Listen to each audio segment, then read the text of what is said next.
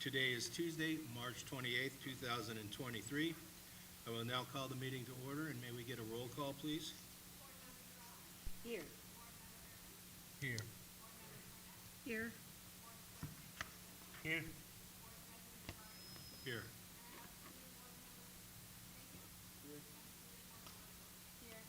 Thank you. I guess would you please stand for a presentation of the colors?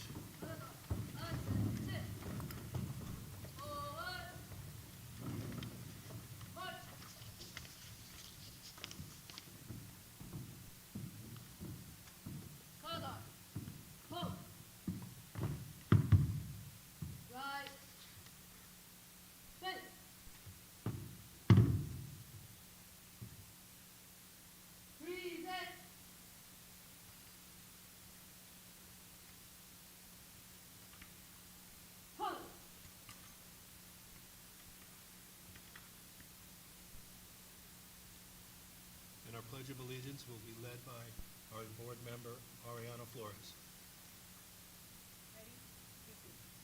I pledge allegiance to the flag of the United States of America and to the republic for which it stands, one nation, under God, indivisible, with liberty and justice for all.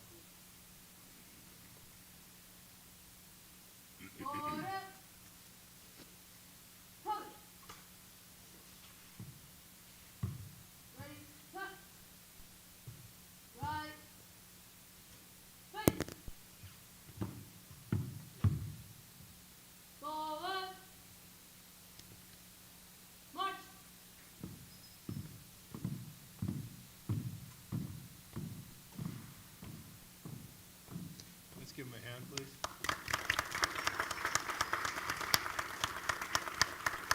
All right, please be seated.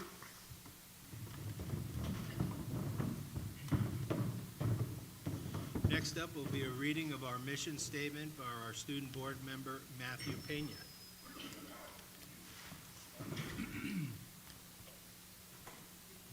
All members of Palm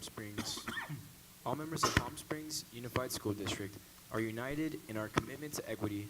We create deep, meaningful learning opportunities, build professionalism, and engage parents and community to ensure success for all students. All students graduate with the skills, capacities, and confidence needed to succeed in a rapidly changing world. Thank you very much, Matthew. Item 6 is a report of closed session items. Clerk Esperacueta, are there any closed session item actions to report this evening? President Girardi, are there, and we have one item to report from the closed session. Is the closed session item the board vote 5 in favor and 0 against. Majority votes instructed district council to zero the matter in Jules Lab Incorporation marketing, sale plastic and products liability litigation. Federal District Court for the Northern District of California, case number 319 MD 02913 WHO as against Jules Lab Incorporation and its founder, directors and board members up to the stipulated amount. The members voted as follows. President Girardi, yes. Myself, Sergio Pericueta, yes. Board member Karen Cornet, yes. Board member Charlie Irwin, yes. And board member Madonna Guerrero, yes. Thank you very much, Sergio. Item 7 is approval of the agenda.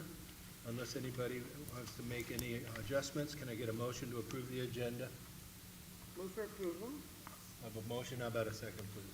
Second. We have a motion and a second. All in favor? Aye. Aye. We have approved the agenda. Next up is our student board member report. First up, we'll have Matthew Pena from Cathedral City High School.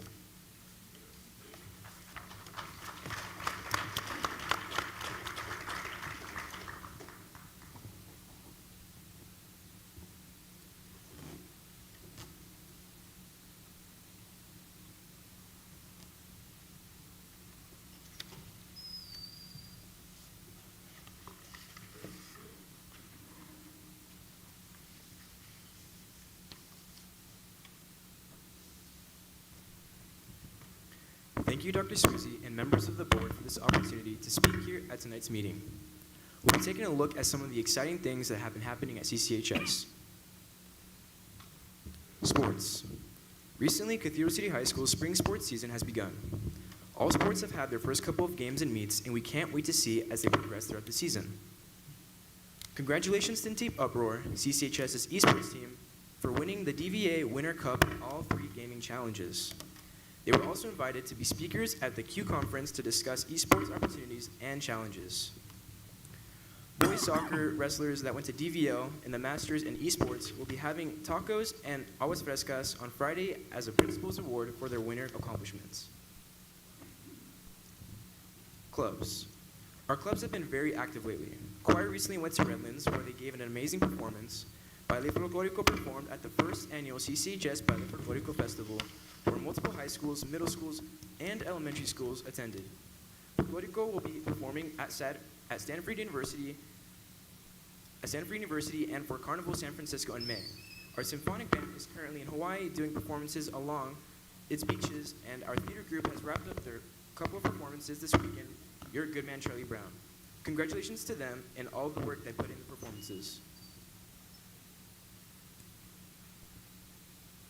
HOSA SLC. This past week, Cathedral City High School's HOSA Club took over 90 of its members to Sacramento for HOSA's State Leadership Conference. There, students were able to compete in many knowledgeable and skills tests ranging from behavioral health and medical terminology to EMT skills and CPR and first aid training. 3 of our very own students, Daniela Osorio, Arlene Celestino Herrera, and Riley Cohen, took second place in the state for the presentation of the Medical Reserve Corps Partnership. We wish them the best of luck as they will be attending HOSA's International Leadership Conference this summer in Texas.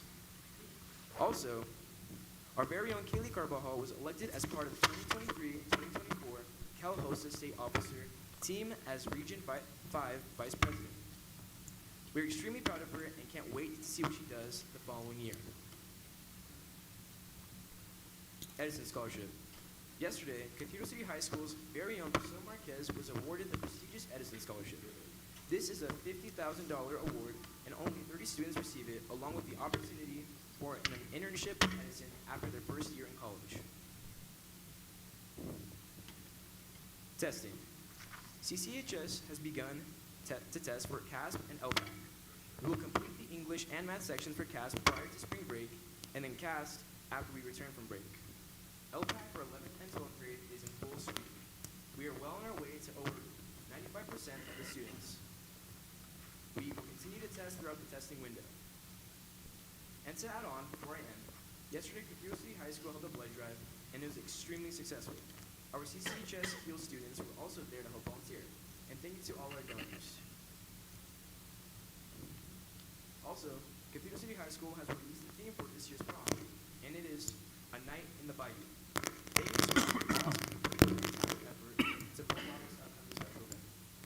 And May brings about award season, and many of our seniors will receive scholarships, and CCHS will be hosting its annual Golden Lion Awards. That is all for tonight. I hope you enjoyed this insight as to what is going on at Cathedral City High School. Thank you again.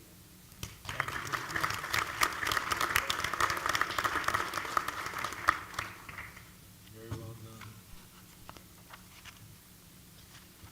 Okay, next up we'll have Ariana Flores from right here at Desert Hot Springs High School.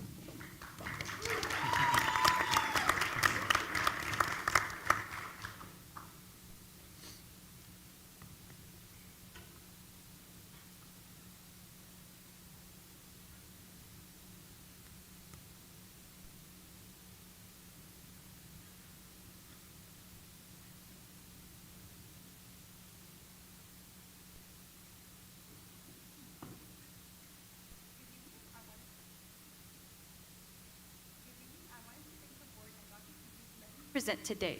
I will be going over March's updates. First on the agenda, we have our outstanding students. Then I will be going over our community involvement.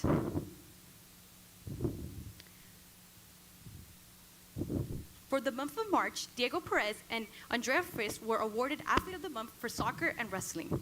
They are great student athletes and were recognized for their excellence in their sports and academics.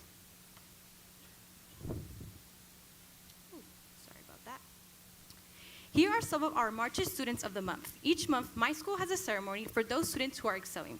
They recognize the students from the English, Math, History, Science, and Elective department. Next up, we have our community involvement. For March, we hosted our blood drive, campus cleanup, feminine hygiene drive, Ballet Folklorico, Rio Academy, and the fashion show. USB hosted our second blood drive of the year on Friday, March 24. We had about 50 students donate blood. It was a success. In honor of International Women's Month, our USB hosted a feminine hygiene. Students were able to bring in journals, deodorant, hairbrushes, pads, tampons, and socks, and many other women essentials.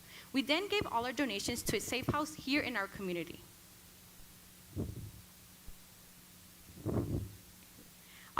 Our school hosted a campus cleanup on Saturday, March 25th. Students were able to come out and help clean up the campus with our administrators. Our Ballet Folklorico did perform on March 18 at the first annual Coachella Valley Ballet Folklorico Festival at Cathedral City High School. They had so much fun. Our Rio Academy got second place at the Kidwin event on March 11 here at our school. They will be representing DHS-HS in Baldwin, Colorado. Our fashion class hosted their annual fashion show on March 24th. Students were able to design their own clothing line. They worked hard for months. Students were then able to showcase their design on the runways. That's it for me. Thank you. Have a good night.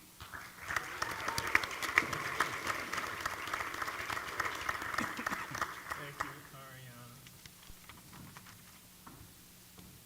All right, our next item, the governing board wishes to recognize and commend the employees of the month of March 2023. So we'll have a few short videos produced by our student media interns to kick this off.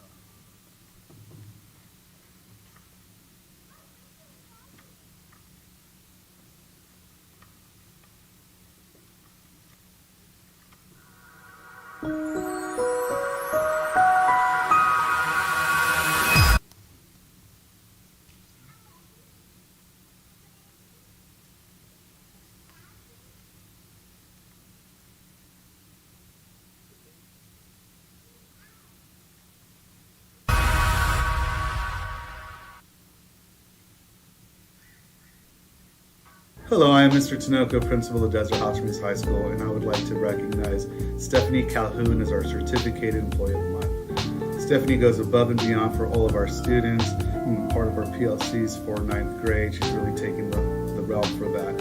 And the best part is she's really incorporating a lot of the learning groups and different rotations for our kids to really get them prepared for the next step. So we appreciate everything you do, Stephanie, and congratulations on being our employee of the month.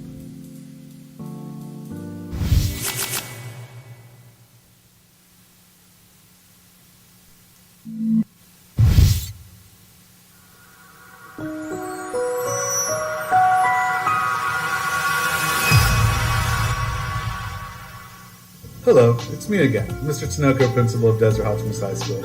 We would like to recognize Martin Talamonte as our classified employee of the month. Martin has come on as our lead custodian. He has done an incredible job with our team. He's brought the team together. He has helped make our campus clean, beautiful, organized. But the best part is his team is also building relationships with our students as they work, which is something we've really been working on. So we appreciate his leadership and his dedication to our site. Congratulations, Martin.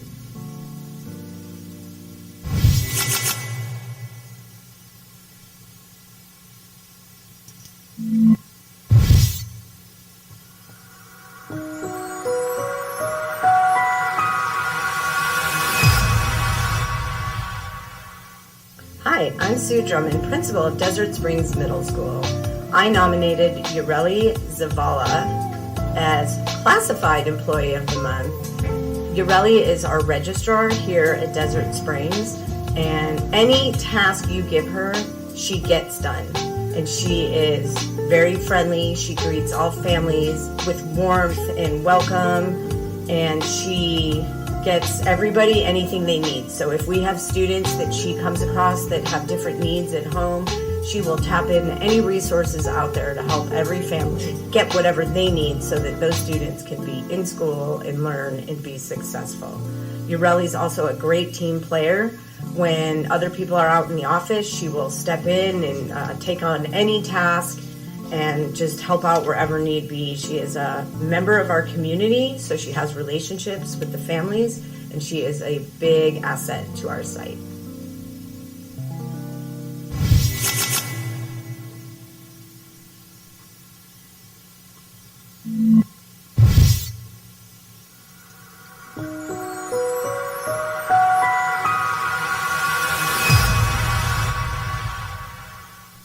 Hi, I'm Sue Drummond, principal of Desert Springs Middle School, and I nominated Sharon Cardos as Certificated Employee of the Month. Mrs. Cardos, her classroom is the most peaceful, calm place on campus sometimes. You walk in there and kids are engaged, there's quiet music playing. Mrs. Cardos is always planning activities, getting kids up, moving around the room in stations. She nominates students, mathematicians every month, so she puts them on her board and celebrates student successes. She's currently also mentoring a student teacher, so she is now taking her experience in teaching an upcoming new educator that will be working in our district next year as well.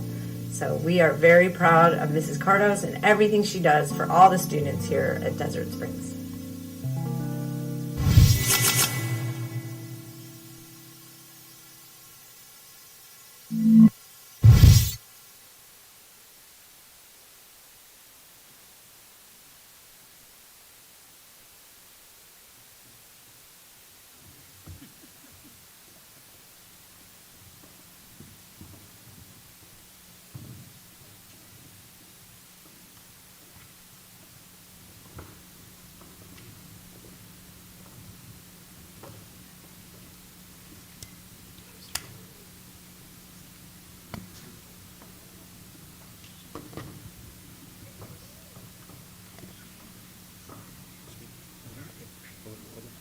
Sharon Cardos, would you please go and take this?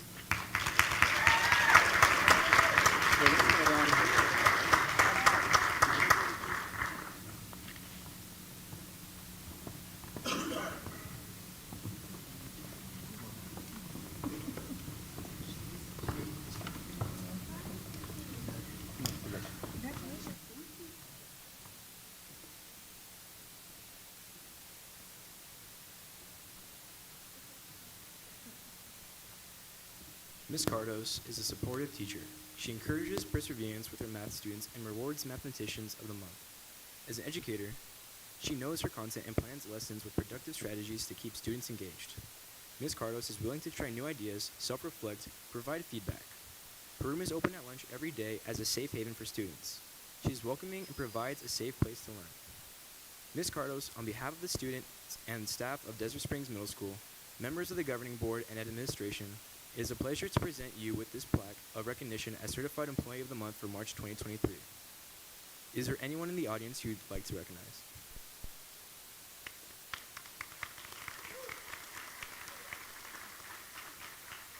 I wrote it down. So I'd like to thank my principal, Sue Drummond, for believing in me enough to nominate me for this award. I'd like to thank my husband and my family for their support and encouragement every day. And I would like to thank the good Lord and all of my students for shaping me into hopefully a decent teacher after 30 years. Every day I can help kids is a good day. Thank you so much. Congratulations.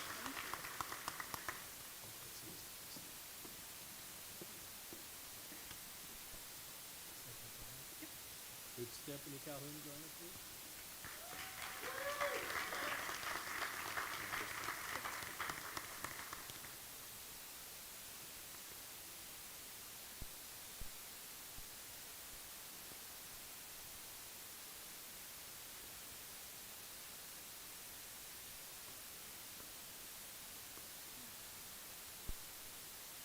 Congratulations, Ms. Calhoun. Ms. Calhoun has worked at DHS-HS for 15 years. She is extremely organized and works with her team to create effective lessons that increase student achievement. She is motivated, patient, sincere, thoughtful, and sympathetic teacher. Ms. Cahun understands our students, their varied development stages, individual needs, and strengths, which makes her an asset to our grade team or school. Her work ethic is second to none. Ms. Calhoun, on behalf of the students and staff of Desert Hot Springs High School, members of the governing board and administration, it is a pleasure to present you with this plaque of recognition as Certified Employee of the Month for March 2023. Is there anyone in the audience who you would like to recognize? Thank you guys so much. I just want to take a moment to thank our principal here, Principal Tinoco, and for all of the Desert Hot Springs High School staff. You guys are amazing, and we could not do it without you, so thank you so much for all of your help and support. Thank you so much. Thank you. Thank you so much.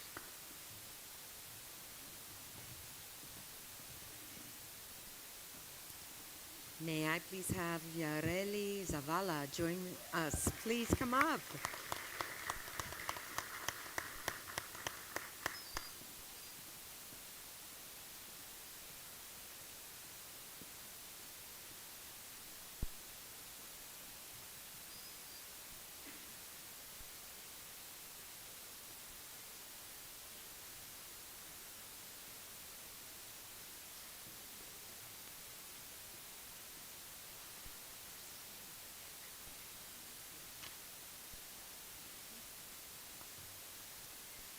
Mrs. Zavala joined the Desert Springs Middle School office staff 1 year ago.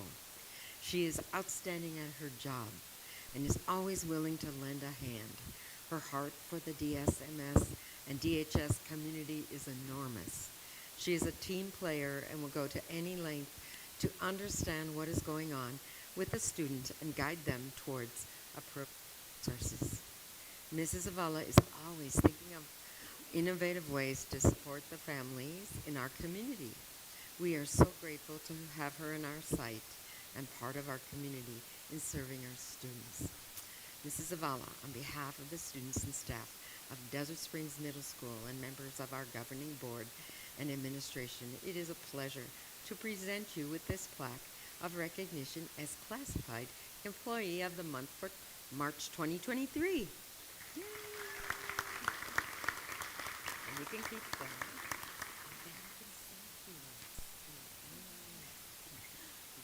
Well, I just want to thank everybody at Desert Springs for being supportive and allowing me to learn every day.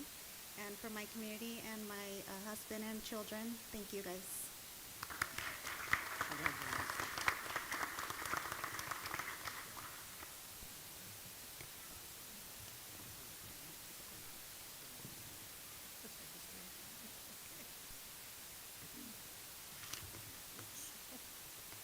We have Martin Talamonte come on up.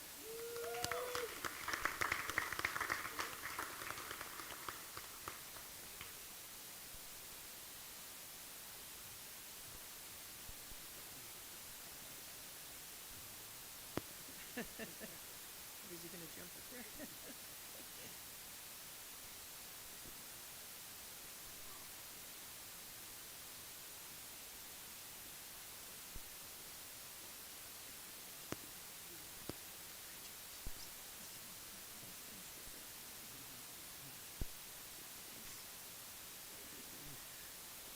Martin came to Desert Hot Springs High School November of 2021 as our lead custodian. He goes above and beyond to make Desert Hot Springs High School the best that it can be, both inside and out. He has a great rapport with all staff and always willing to assist when needed. Martin thinks outside the box and is a great problem solver. He has worked to create a strong custodial team, and we are thankful for his talents. When we didn't have an athletic custodian for a while, Martin learned how to paint the fields and stepped in when needed. His attention to detail truly helps keep this campus looking great. We are grateful to have Martin as our lead custodian, appreciate all of his hard work and dedication to Desert Hot Springs High School. Mr. Talamonte, on behalf of the students and the staff of Desert Hot Springs High School, members of the governing board and administration, it's a pleasure to present you with this plaque of recognition as Classified Employee of the Month for March 2023. Is there anyone you want to recognize?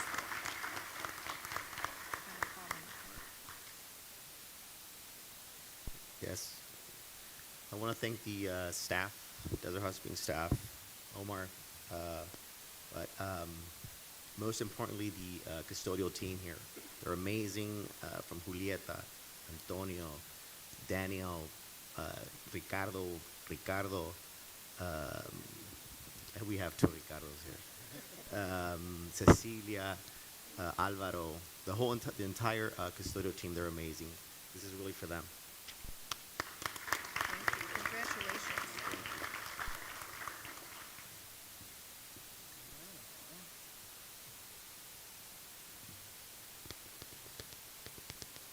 Next, the governing board wishes to recognize and commend the following participants of the Palm Springs Unified School District New Administrator Academy. And I believe Dr. Senior A is going to call them up. Thank you. This one.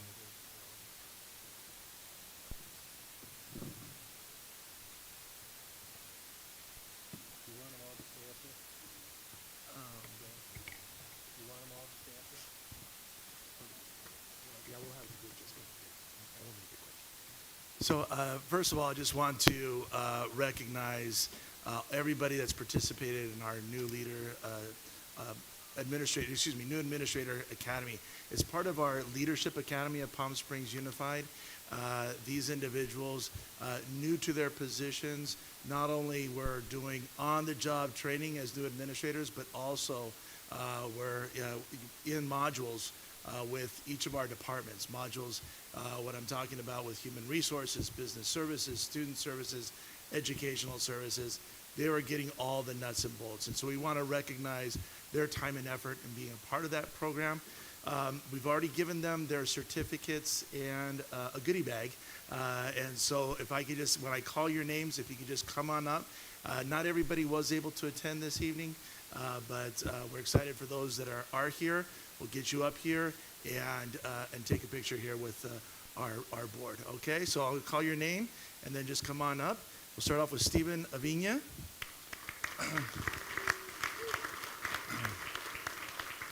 Mary Rose Cachola. Juana Cárdenas. Vicky Chavez. Debbie Collier. Callista Combs. That's good right there, just right up here. Robert Cullinan. Brittany Davila. Kelly Ferris. Shane Faust. Melissa Galato. Leticia Garcia. Vicky Gill. Andrea Whitacon. Noel Gutierrez.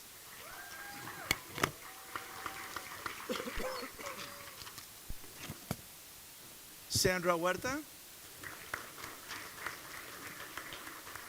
Vera Johnson.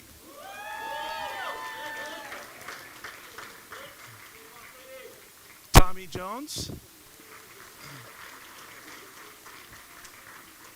James Knapp. Christine Lee. Eddie Martinez. Andy McLean.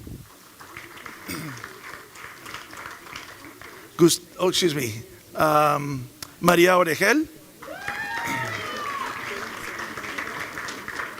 Crystal Pierce. Taryn Saul. Garrett Chaperjon. And Kathy Surden.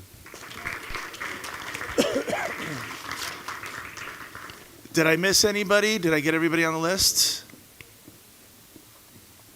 Fantastic. Well, congratulations to all what a wonderful group. These are up and comers, our outstanding new administrators. They don't feel new anymore. I know they've been working hard, but congratulations. Very proud of you all. Joan, you got a picture right there?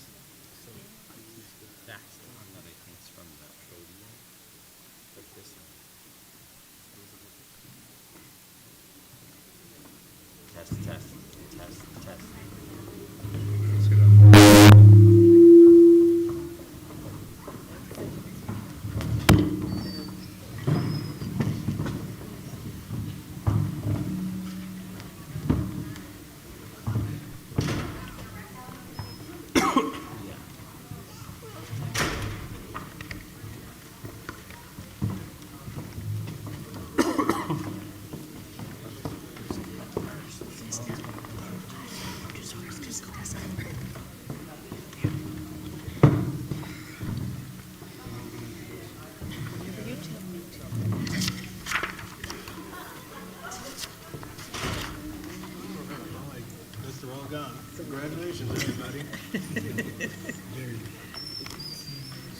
All right, next on our agenda is a presentation. We're going to have the Foundation Quarterly Update. Dr. Kovacs is going to introduce Ellen Goodman, our Foundation Director, to present. Good evening, everyone. This is Ellen Goodman, our Foundation Director, and as Board President Girardi said, she will be presenting the Foundation Quarterly Update.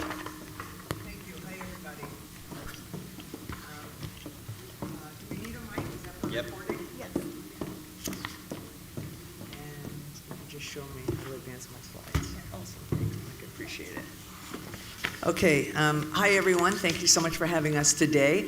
I'm just going to go through a few of the slides. We are very excited for our Q3 presentation. And let's see, what do we have here? So first, we always start out with statement of purpose. You can read this on your free time. Hopefully, at the end of the school year, you will have memorized it. The foundation, there are three particular points that I'd like to just mention, and that is the foundation raises money for projects and programs at the district and school-based, and the schools that are either underfunded or unfunded, and of course that would include new initiatives as well. The foundation also builds visibility amongst community stakeholders and potential donors, and the foundation acts as a fiscal agent for money that comes in from the community. And we'll go to our next slide, which is, I kind of think is the highlight. So we're having a banner year. I'm sure you have heard this before. We did receive an estate plan in December. And so as of today, we have raised $2,871,000 for the district.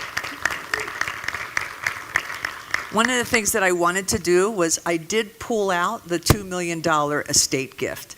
And we work very, very hard with our community to build that trust and to build the connection with the district.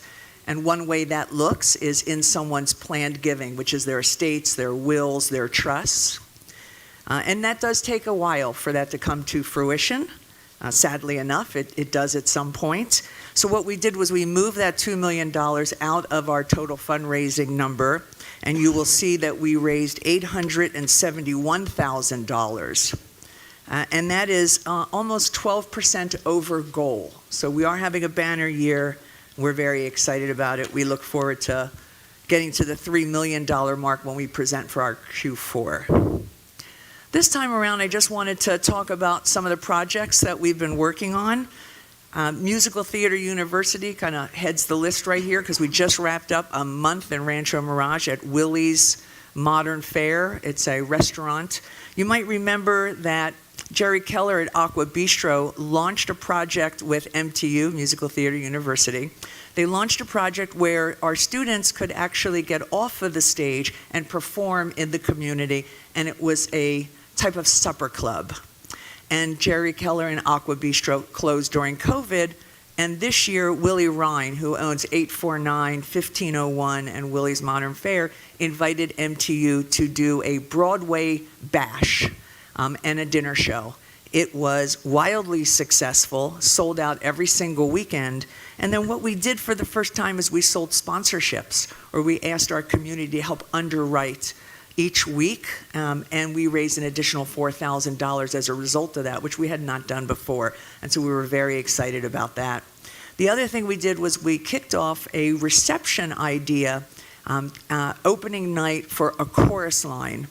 Very successful. What we found out was it's kind of late at night, and a lot of people didn't want to stay and drive in the dark. And so for the prom, which will be the last weekend in April, we will have that reception after the matinee closing on Sunday. The next I'll talk about just really briefly, because I'm going to get into a few slides, and that's our Student Mentor Resource Training Program. The acronym is SMART. And again, I'm going to pause on that because I've got a few slides to follow. It is essay season. The foundation is working with community members, Western Wind Foundation, and this year the Rancho Mirage Writers Festival joined us. And they are funding an essay contest for 7th graders. So it started last year, the last school year, and continued this school year. Teachers have an opportunity, 7th grade teachers have an opportunity to integrate this into their lesson plan, into their classroom, where the students will write essays, and the topic is overcoming adversity. And not every teacher participates. It is voluntary. It is only the second year. We hope that it will pick up steam and that more will participate. Each school gets a first and second prize. Those students will receive $500 as a first place winner for their essay and $250 for a second place essay. Barbara Boxer, or Senator Boxer, Terry Kedover, and Jeremy Hobbs of Western Wind Foundation are the judges. They will read all the essays, and then they will choose their top essays. The reception awards will be at the Palm Springs Air Museum, and that is on May 9th at 5 o'clock, which we hope that you will join us. We've been involved with drones, and I brought essay up because we are now collecting all the essays before spring break. And so our judges will receive their essays during spring break, and then they'll have their decisions at the end of April. It's robotic and drone season, as everybody knows. The foundation was very fortunate to be able to take 7 donors to Cathedral City High School this past weekend for their drone camp, which was really successful. I think there were about 37 students, and of course our 7 donors.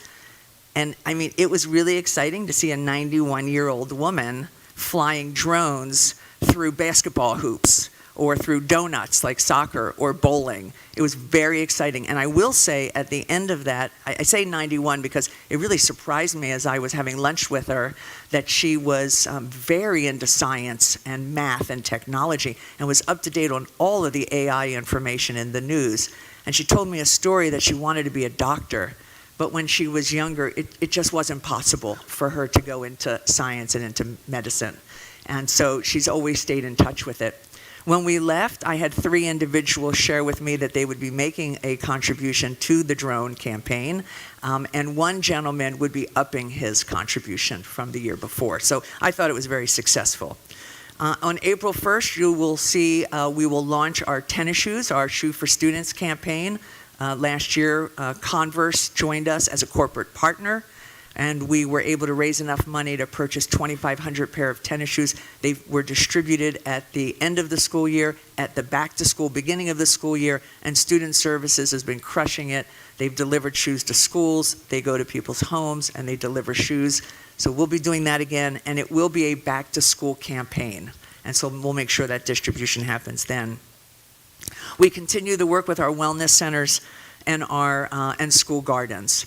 I might have reported last time that we have 19 wellness centers that are funded, and we are working very, very hard at this moment, getting 12 of them completed. It's a lot of work. We have a lot of deliverables for our funders and a lot of reporting that follows that. And then we do have a queue of our next few schools that are in line. I did meet with Student Services with Laura and her team. We had a great meeting. It was shared that not as a result of, but a benefit of the Wellness Center is that the district was able to secure a grant that is going to incorporate, some of the funds will be incorporated in telehealth, and that will happen at the Wellness Centers. And so we met on Friday and discuss what that could look like as we start to tour the rooms and create space for those telehealth experiences for our students. And then we did kick off this month a Regalio Society, and I believe Regalio in Spanish is gift. Is that correct? For our, thank you very much. You say it much better than I do. Thank you. That kicked off. We had 45 donors and prospects at the Bougainvillea Room at Spencer's. Some of you were able to join us for that luncheon. And it was, what we realized is the planned giving and the estate gifts that we have had the good fortune of receiving have been somewhat organic. They are a result of relationship building that we've been doing over the many years that we've been here. And it is an opportunity for us to grow. And not just that, but it's also an opportunity for us to recognize individuals who are making larger contributions or major gifts. And so it's kicking off a season of how do we build our community, how do we thank people, how do we bring the love to everyone, and then also how do we show our investors their return on investments. So where we kicked off with a luncheon at the Bougainvillea Room, we will want to remodel what we did in our very early days when Playworks came to our district. We used to have lunches on the playground. And so some of you might remember that we brought donors onto the playground with a catered lunch, and we watched the kids play and talked with some students. So we will be repeating those models moving forward. Now that we've crossed our 10-year threshold, we need to go back and revisit those strategies that worked very well for us. I'm just going to dive a little deeper into the student mentor and resource training. And these are just some photos, which I hope that you'll enjoy when you have an opportunity to look at it or spend a little bit more time. I'm going to flip to the next slide, which actually breaks down what this program looks like, or this project looks like. So it started a long time ago. It was Dr. Lyon and I had a conversation about how to help our high school students navigate their high school experience and have the support through the college application process. And at the time, there were programs that we could purchase and bring to our school district, and they were quite lofty. And we struggled to figure out a way to actually raise money for that. And we came up with an idea of there were so many community members that wanted to help our students and help our schools that maybe we could do the mentoring and the coaching ourselves versus paying another group to come in and do it for us. And so we spent a year, Ms. Johnson was with us, and 3 foundation board members. We had counselors with us, and we just kind of hammered out a curriculum. And we came up with what really appeared to be something that was fantastic. We launched it at San Jacinto High School and Desert Hot Springs High School with 12th graders. And very quickly what we realized is that it really needed to start with 11th graders, with juniors. And it needed to start there because it took so much time to build the relationship. And we really wanted to give them the college tour experience. Not to mention, most college applications are due in the fall, with UC School's deadline November 30th. And so After our first year, our second year, what we did was we created an 18-month project where we started with juniors in January. So for example, our next cohort, for all intent purposes, would start January 2024. And then our juniors would spend time with us. So June to September, let's say we have 23. So in January, and you'll see each month we have topics. And each month we dive deep in those topics. So we deal with getting to know you, what are your dreams and aspirations, and then we'll move on to college field trips for the whole month of April, senior preparations, as our juniors will move out of their junior year and into their senior year. And then when our juniors come back as seniors, we hit the ground running with all college applications, with the FAFSA forms, and really discussing family issues and how that comes up for our young people. My biggest metaphor this season has been we're running a race, and there are just hurdles. Like, I've never been a hurdle racer. I'm not a racer, actually. But when you run track, I remember in school, you run track, you got to go over these hurdles. And so we can easily come over them. We just have to be prepared. And our mentors are matched with our students. So every Wednesday morning, our group of mentors meets with a group of students before school on campus, and they meet for 1 hour, and they meet in a group. And they might start out at a group conversation, bring up a topic that they're going to discuss for that day, and then they'll break off into their groups. And they do this every single Wednesday morning, and they do it for 18 months. In between those Wednesday mornings, they're texting, they're communicating, and then we also, in addition to the college field trips, we do family meal nights, we do picnics, and all of the family members are invited to attend the college trips.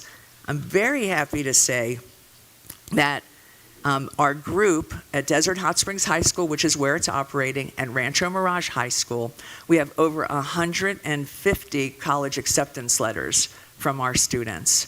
And that, we feel, also just matches the banner year that we're having. And the schools that they are applying to are also the schools that they visited. And that really says a lot as well. So we're very excited about it.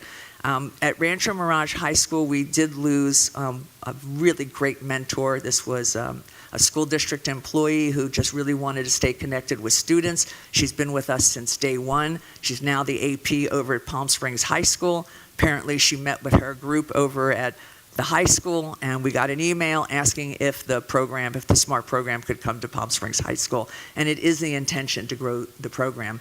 When our students complete it, there will be a graduation or an awards reception for the families and for our students and everyone else, and that is May 22nd at the Air Museum. Every student will get a scholarship for college. They'll get a graduation shawl, they get an iPad, and a bunch of other fun things for participating. And I do believe that they build lifelong relationships with the mentors. Our funder, who's very generous about the program and loves it, is the Alwyn Foundation, and they really enjoy the intergenerational experience between our community members who happen to be seniors and our students. So it's really quite good. And I just want to get on your radar. You might have seen emails that have come out. Last year was it was October actually, the very first time we did an event. It was called One Night Out Havana. I think it stunned all of us. It was super successful. We intended for it to, at the very least, break even. It was the first year we've ever done anything like it. The ticket price was very reasonable and affordable. The caterer wanted to strangle me. He said, "How can you do this? You won't make any money." And as a result of his generosity and reducing the price for us, we actually were able to make a little bit of money. So we're very excited to bring it back as a franchise for October 7th, 2023, and it will be One Night Out Bollywood. So we hope that you'll come. And I'm going to pause right there and just ask if there's any questions or comments.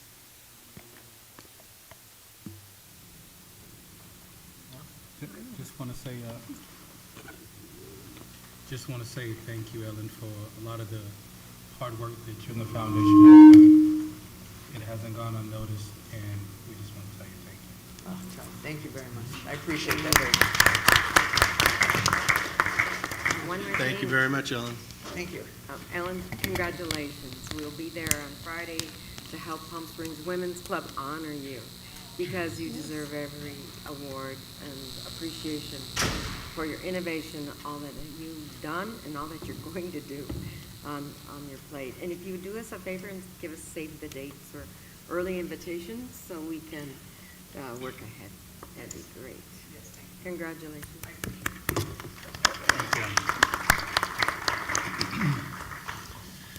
All right, takes us to item 11, which is public comments. Clerk Espericueta, have we received any electronic comments this evening? President Girardi, yes, we received 9 electronic comments that requested to be read aloud. Okay. We start with the first one. Sure. The first one is from Malia Oropesa. I request this piece be read out loud at open session. Before continuing throughout this letter, I request that this piece be read out loud and at open session. I am a student who is attending the HBCU week-long field trip that Dr. Crawford and Ms. Medina put together themselves.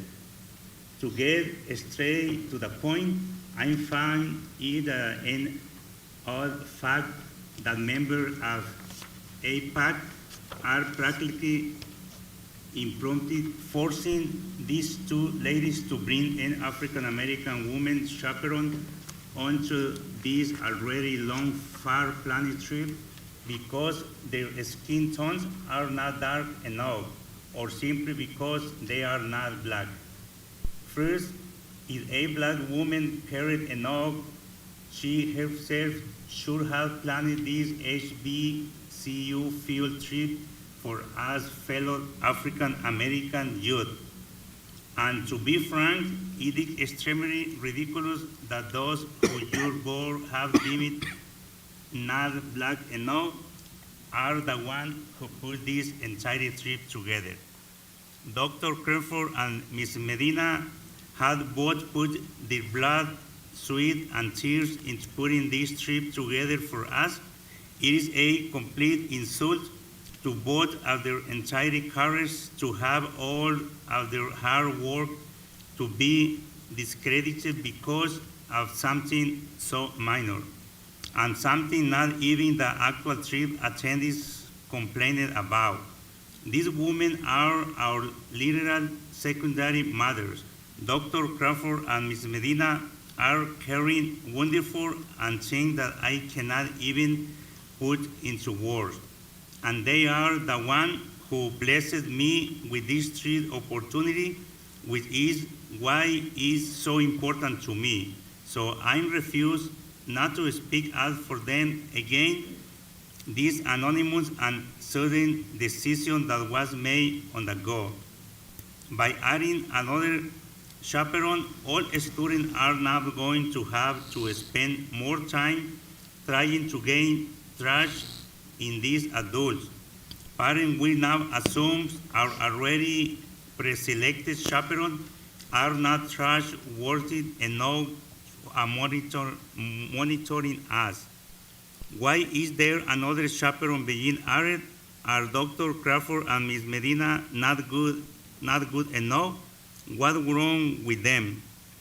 All in all, you have made a decision that none and HBCU children have consented to. Even so, this idea was never even proposed to us in the first place, because we were already overly satisfied with our selected chaperone. This letter to the board was not written only on behalf of Dr. Crawford and Ms. Medina. It was also written on behalf of an acknowledged black student opinion. As HBCU trip students have a strong opinion naturally, and I can assure you that if we had a problem with Dr. Crawford and Mrs. Medina being our chaperone, we would have said something ages ago. Thank you for your time, and I hope you all have a wonderful rest of your day. You do that.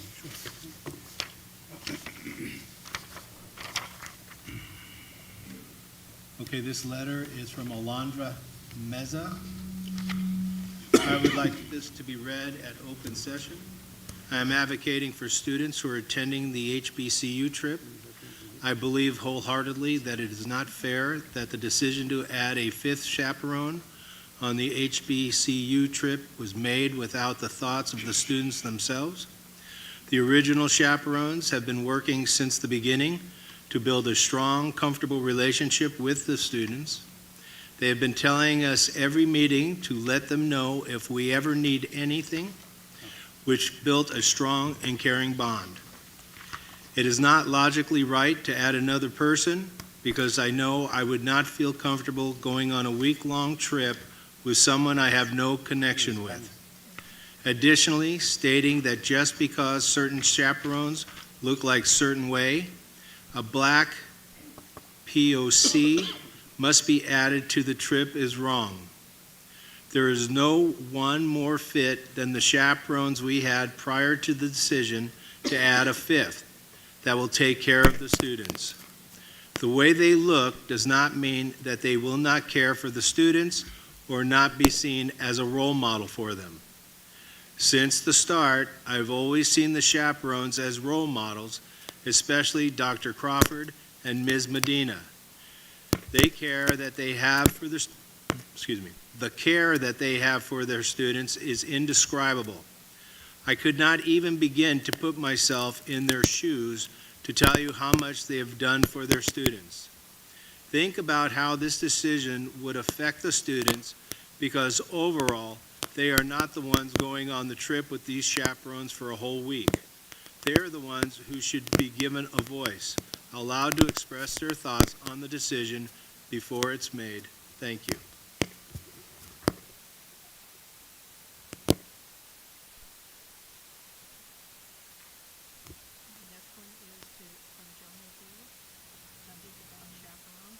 It's an open session at the board meeting.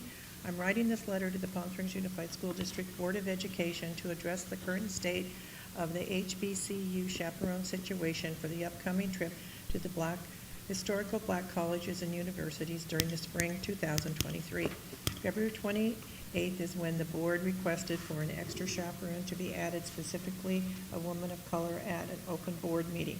The board doesn't believe that the women that are going to be chaperoning the tour are capable of connecting and helping young black students of the female gender because of the different ethnic backgrounds. The Palm Springs Unified School District has been promoting equity and inclusion. According to Webster's Dictionary, equity is the state of being equal, especially in status, rights, and opportunities, while inclusion is the action of including or of being included within a group or structure. The reason I included the definition for equity and inclusion is because I feel that adding an extra chaperone because of the district thinks that our chaperones are not competent because they aren't colored, going against what the district is trying to overcome by claiming that we and a district committee to equity for all students. I did some research and found that PSUSD has a common goals posted on their website stating that Palm Springs Unified School District is committed to equity for all students. If Palm Springs Unified School District is committed to equity for all students, when we start with overcoming racial boundaries and stereotypes. Just because one person is from a different race doesn't mean that she cannot enjoy learning about other races, cultures, or support the ideas or goals other races and cultures have. The belief that one race limits one's opportunity is racist. Anyone should be able to learn about a culture and experience a culture no matter what their race or ethnicity is. I was always told when I tell my peers and adults, I always get told when I tell my peers and adults that I am part of the Black Student Union is, I'm not black, don't you gotta be black to join. By saying that we need a black chaperone is the equivalent to saying that you need to be black to support the Black Student Union or white or Black Lives Matter group or any black-owned business.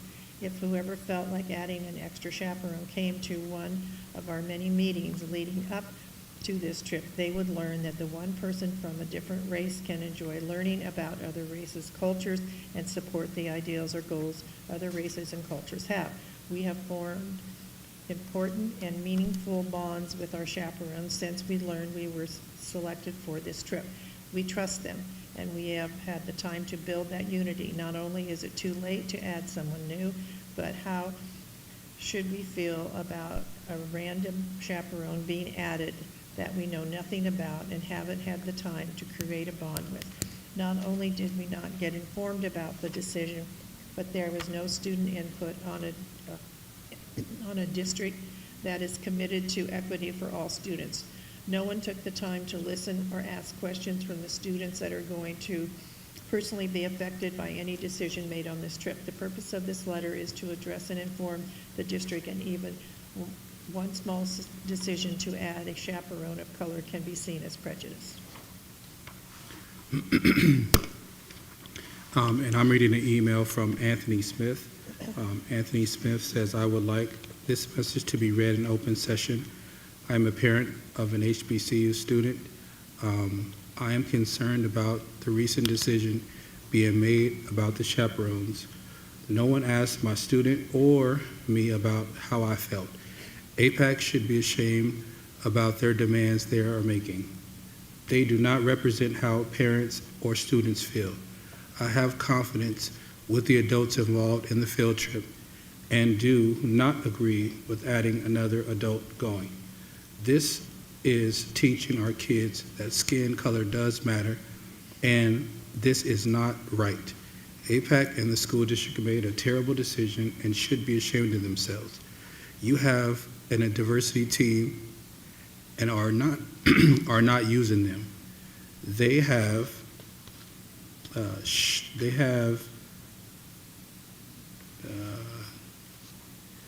showed many parents that they care about our kids. I'm not worried that they are not black. I am more worried about how they will take care of my child. This shows us that you do not take this stuff seriously. I ask that you reconsider the decision. Shame on you and your very racist beliefs.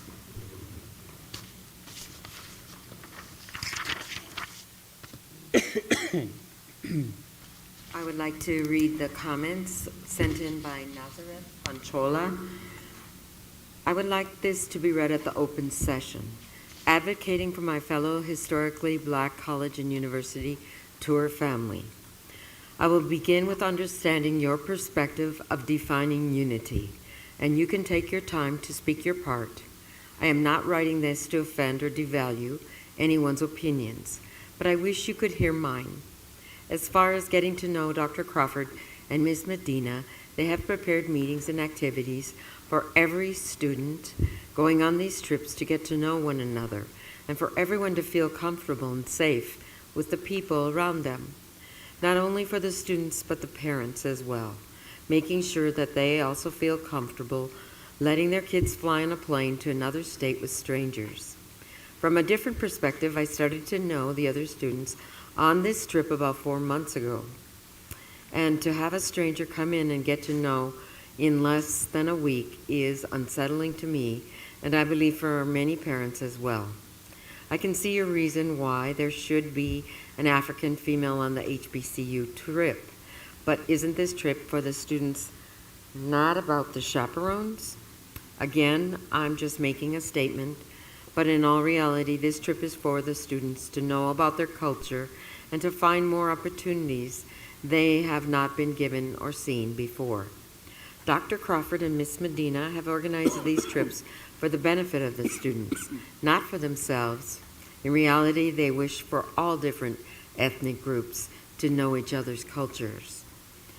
If you allow me to restate my previous comment, having us go to these trips help them achieve their goal of unity.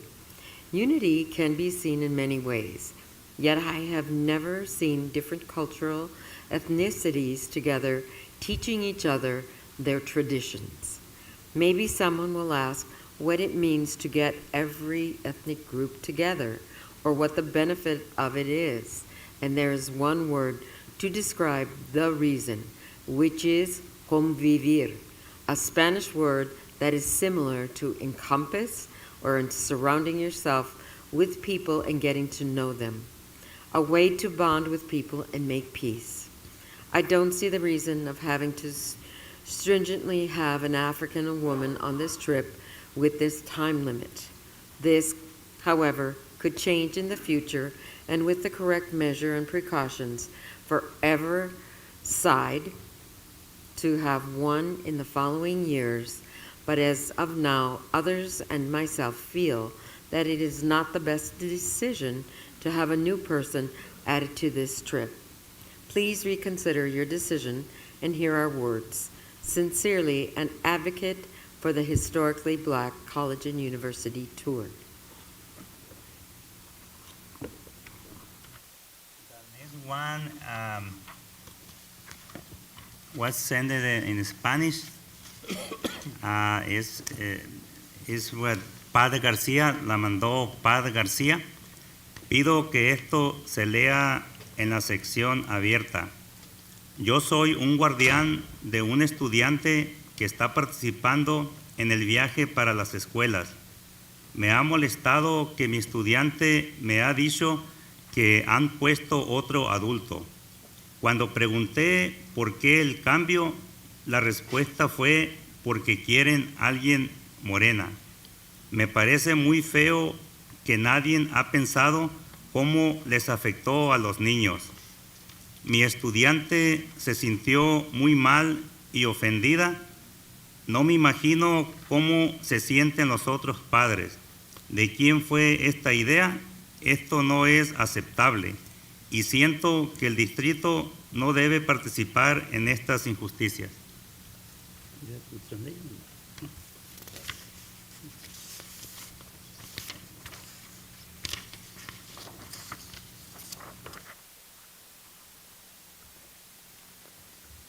This letter is from Dijon Gaucher. As a participant of the upcoming HBCU tour, I know that many of my friends will be writing letters to express how they feel about the unexpected change of the chaperone assignments. I too would like to share my feelings. I see the Board of Directors has done a great job at including students on their panel, which is a reflection of our voice, AAPAC, APAC. Please take note. We appreciate your advocacy, but for it to be most effective, you must know the wishes of those you are advocating for. After all, hasn't that been one of the greatest fights of our black families, to be heard? Well, congratulations. Now you have done the same thing to us that you claim is the issue. You didn't listen or even ask. Respectfully. The next one is from Kyra Holland. I would like this to be read at open session. Coming from a Latina mother who was born and raised in Puerto Rico, it is sad to hear that race and ethnic background is still coming into play at this time. As someone who is a part of the HBCU trip, I found it extremely disheartening that the race at Dr. Cranford and Ms. Medina had become a focal point discussion as we near the trip. Ms. Medina and Dr. Cranford has made every student on both trips extremely welcomed, comfortable, and loved. These two women had worked tirelessly to make sure flights are booked, colleges are ready, hotels are all set, and most important, that our children are all taken care of. From the start, Ms. Medina and Dr. Crawford had made it clear that as kids are and always will be their first priority. In my opinion, I feel as strong that adults are missing the actual picture. Your children are going on an all-expensive paid trip to learn about their culture and set them up for the next step. How many people can say they go to fly to another coast in order to be with their culture? Not many, especially kids from the valley. It should not matter what your skin color is, your kids are going to be taken care of. I found it childish as grown adults to be making such irrelevant claim. What I found even more childish is that the actual kids attending this trip did not even get the opportunity to weigh their opinion on it. We did not get asked, and we will be the ones on the trip for the week, not our parents or any other people who throw out that the chaperone were an issue. I would love to have a black female be a chaperone. However, I do not want it to feel like that trip now has to, for a racial quota, a chaperone. No one is ever satisfied. However, I do not find it fair that the peace is being disrupted because of biases brought by adults who have not treated involvement. This word discussion feels like a hug step backwards and quite disrespectful toward the people who are putting the trip in place. Without Dr. Crawford and Ms. Medina and the youth involved, we would not have these once in a lifetime experience.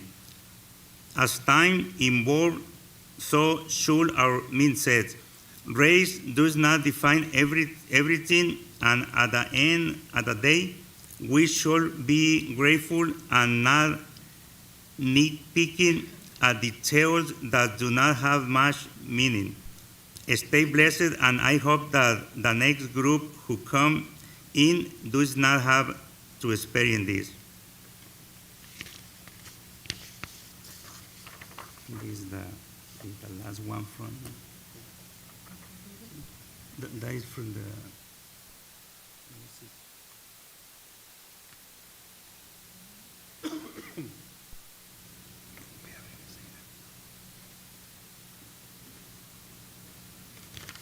This is from, he's a music teacher from Jeffrey. Topaz.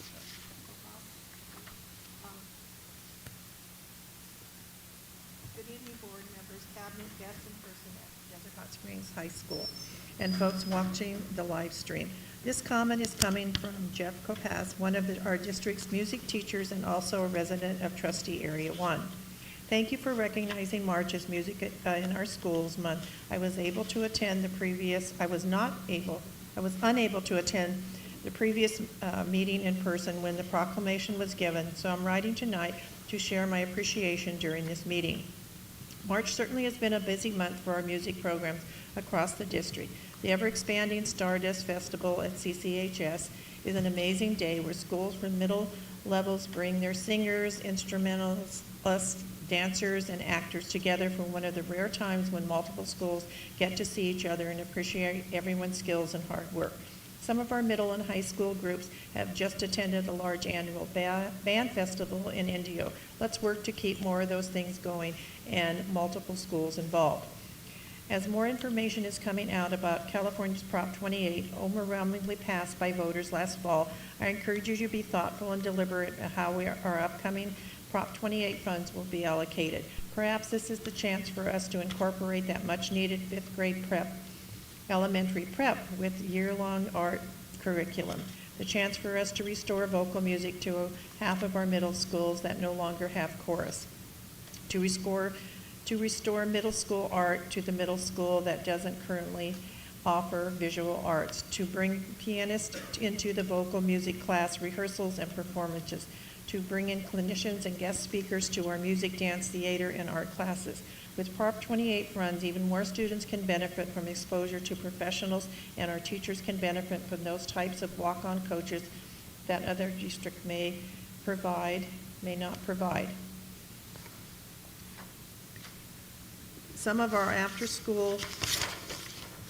Some of our after-school programs have been very successful this year with the new expanded learning funds. It has been a great addition to our district overall offerings. I look forward to Prop 28 helping our district and others around California enhance their daytime during school offerings, which can be accessed by definitely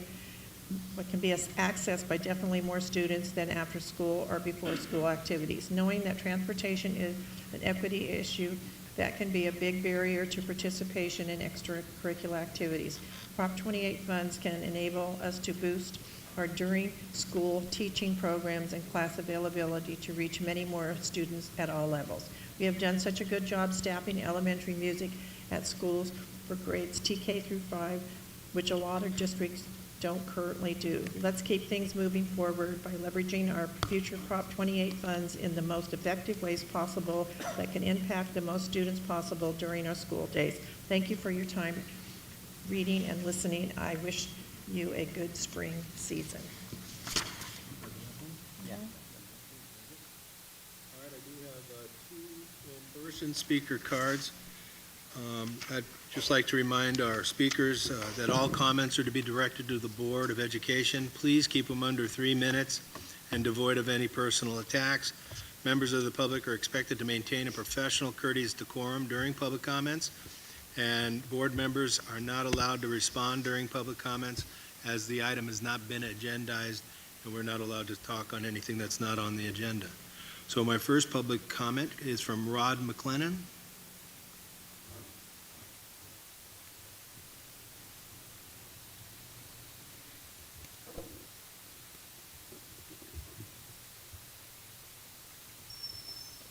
Hello, good evening, everyone.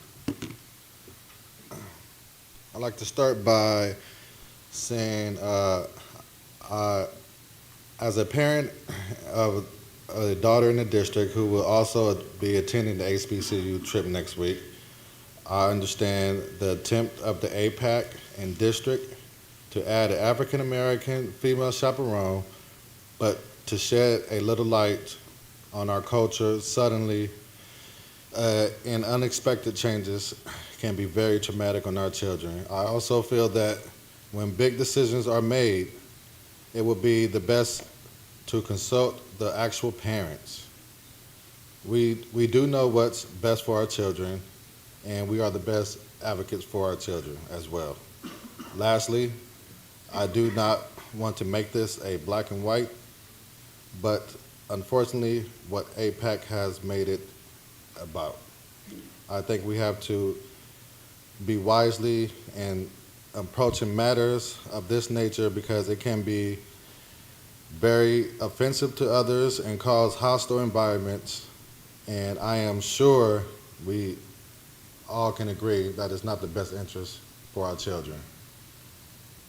And for your children, our children, and HBCU to have a good trip next week and be safe. Thank you.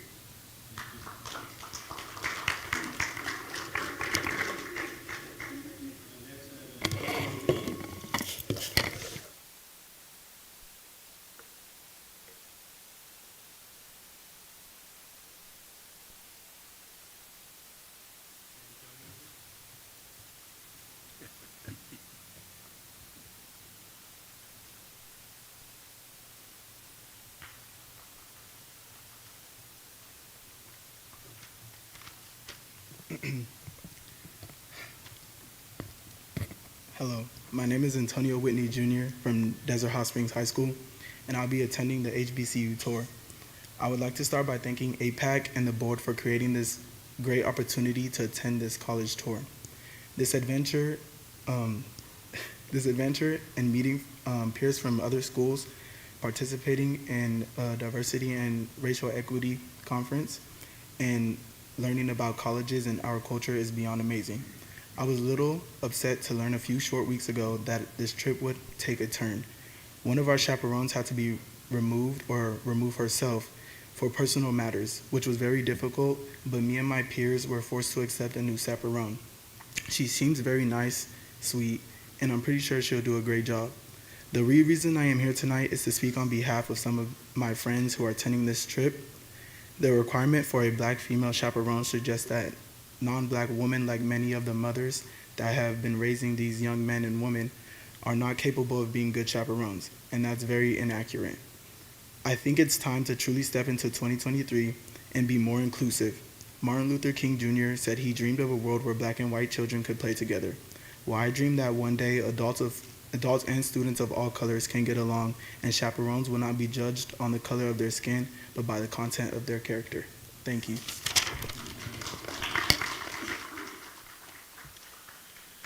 All right, that's my last public speaker card. So we'll go on to board member comments. Does anybody have anything they want to share this evening? Charlie?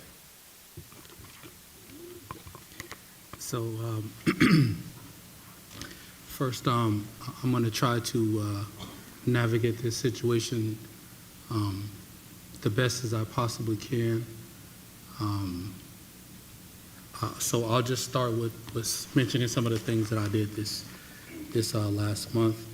So on March 25th, I attended the Negro Academic Scholarship Ball. There was 9 students who received scholarship from the Negro Academic Scholarship. This scholarship has been going on for 53 years now. And so this is a great opportunity for our schools. I want to thank Palm Springs Unified School District for having some of the board members, me and Sergio Equeta, attended this event. On March 18th, I went to Nellie and Kaufman Middle School. Desert X put together 4 wonderful presentations of art in our school at Nellie and Kaufman. And these art exhibits were put on by our students at Nellie and Kaufman.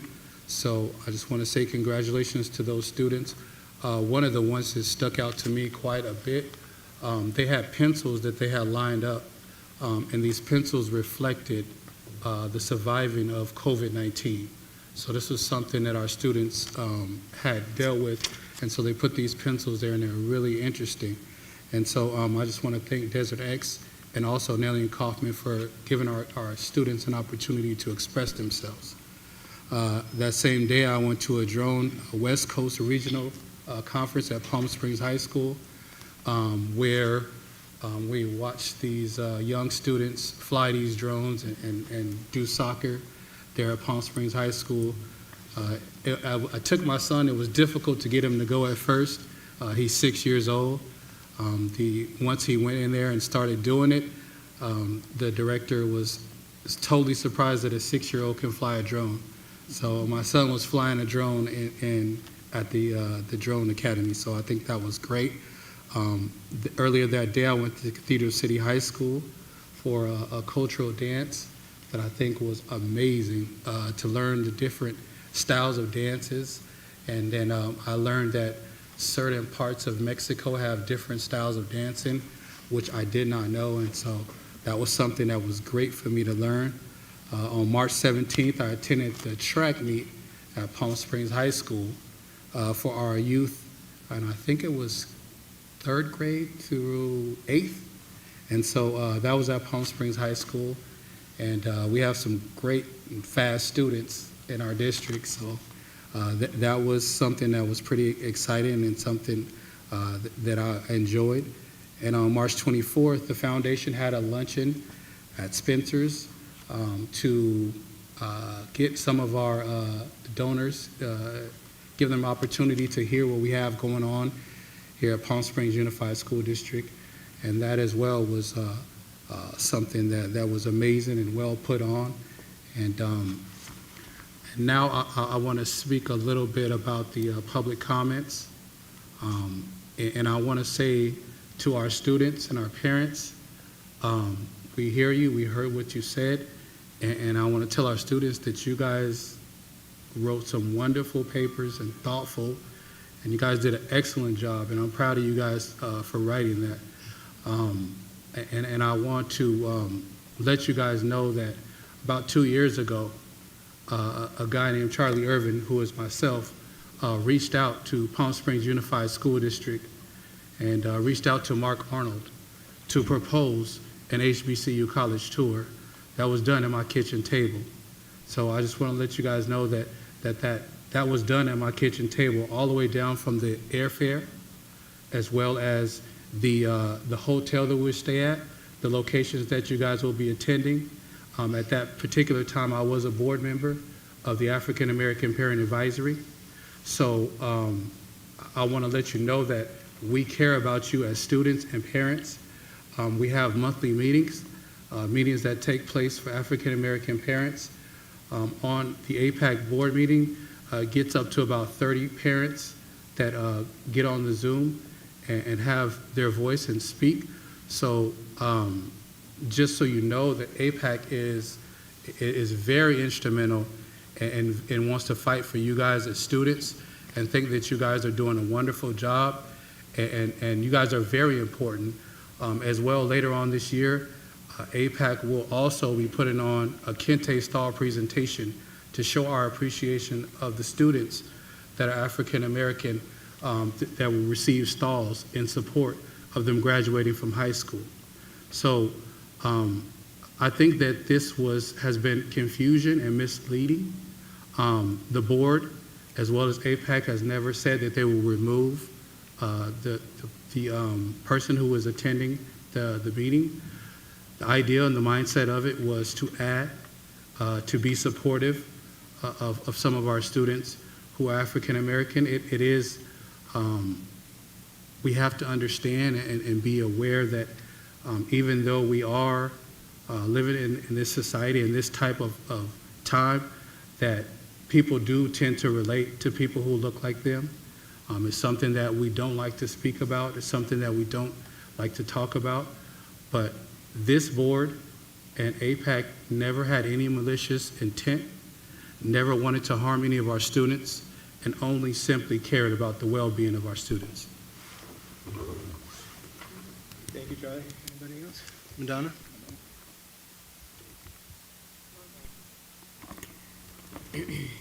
Well, I have to have my phone out to remind me of where I've been and what I've done.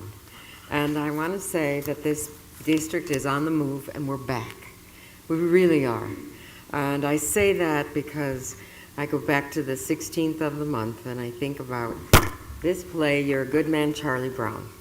And you go to Cathedral City High School on opening night and you get to meet Snoopy after she's been sweating in her costume and almost fainted on her doghouse. You get to meet Charlie Brown, who I have to mention, Alejandro, he cut off his braids to be Charlie Brown and make his hair look like Charlie. He and all of the cast and Mr. Franz and Miss Roy, all of the orchestra, or excuse me, that place, they didn't have orchestra, but this whole production showed us that this whole school came together for the sake of doing one thing, and that was showing their talents and love and joy for music and the arts.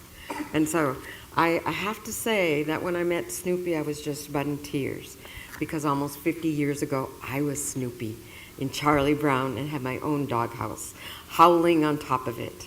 So I was almost singing every song that night, and our director of our arts program, David Green, was also Snoopy long ago. So I have to give a shout out to Cathedral City High School, bravo. And then of course I get to go to Shrek the Musical. And a shout out to Rancho Mirage High School, what a night. How they did this, and Kelly Newhouse and all the Rancho Mirage High School team, amazing. The wonderful thing about this production, it was all student produced. All the orchestra were students. All of the cast, students, costumes, makeup. The set was put together at the last minute with I was told that some of the board and all of the wood that came together was like 4 days prior to the performance. They were still painting that day on opening night. I want to say, bravo, Rancho Mirage High School. Then I got to see Legally Blonde, and I had never seen this play. And again, I reach out to Allison Boylan, Dr. Jason Powell, and Aisha Faith Canete. She is the newcomer from the Philippines who got on that stage, put on an itchy blonde wig, and sang her heart out. And this production, again, was all student produced, all student directed, all orchestra from the Palm Springs High School student body.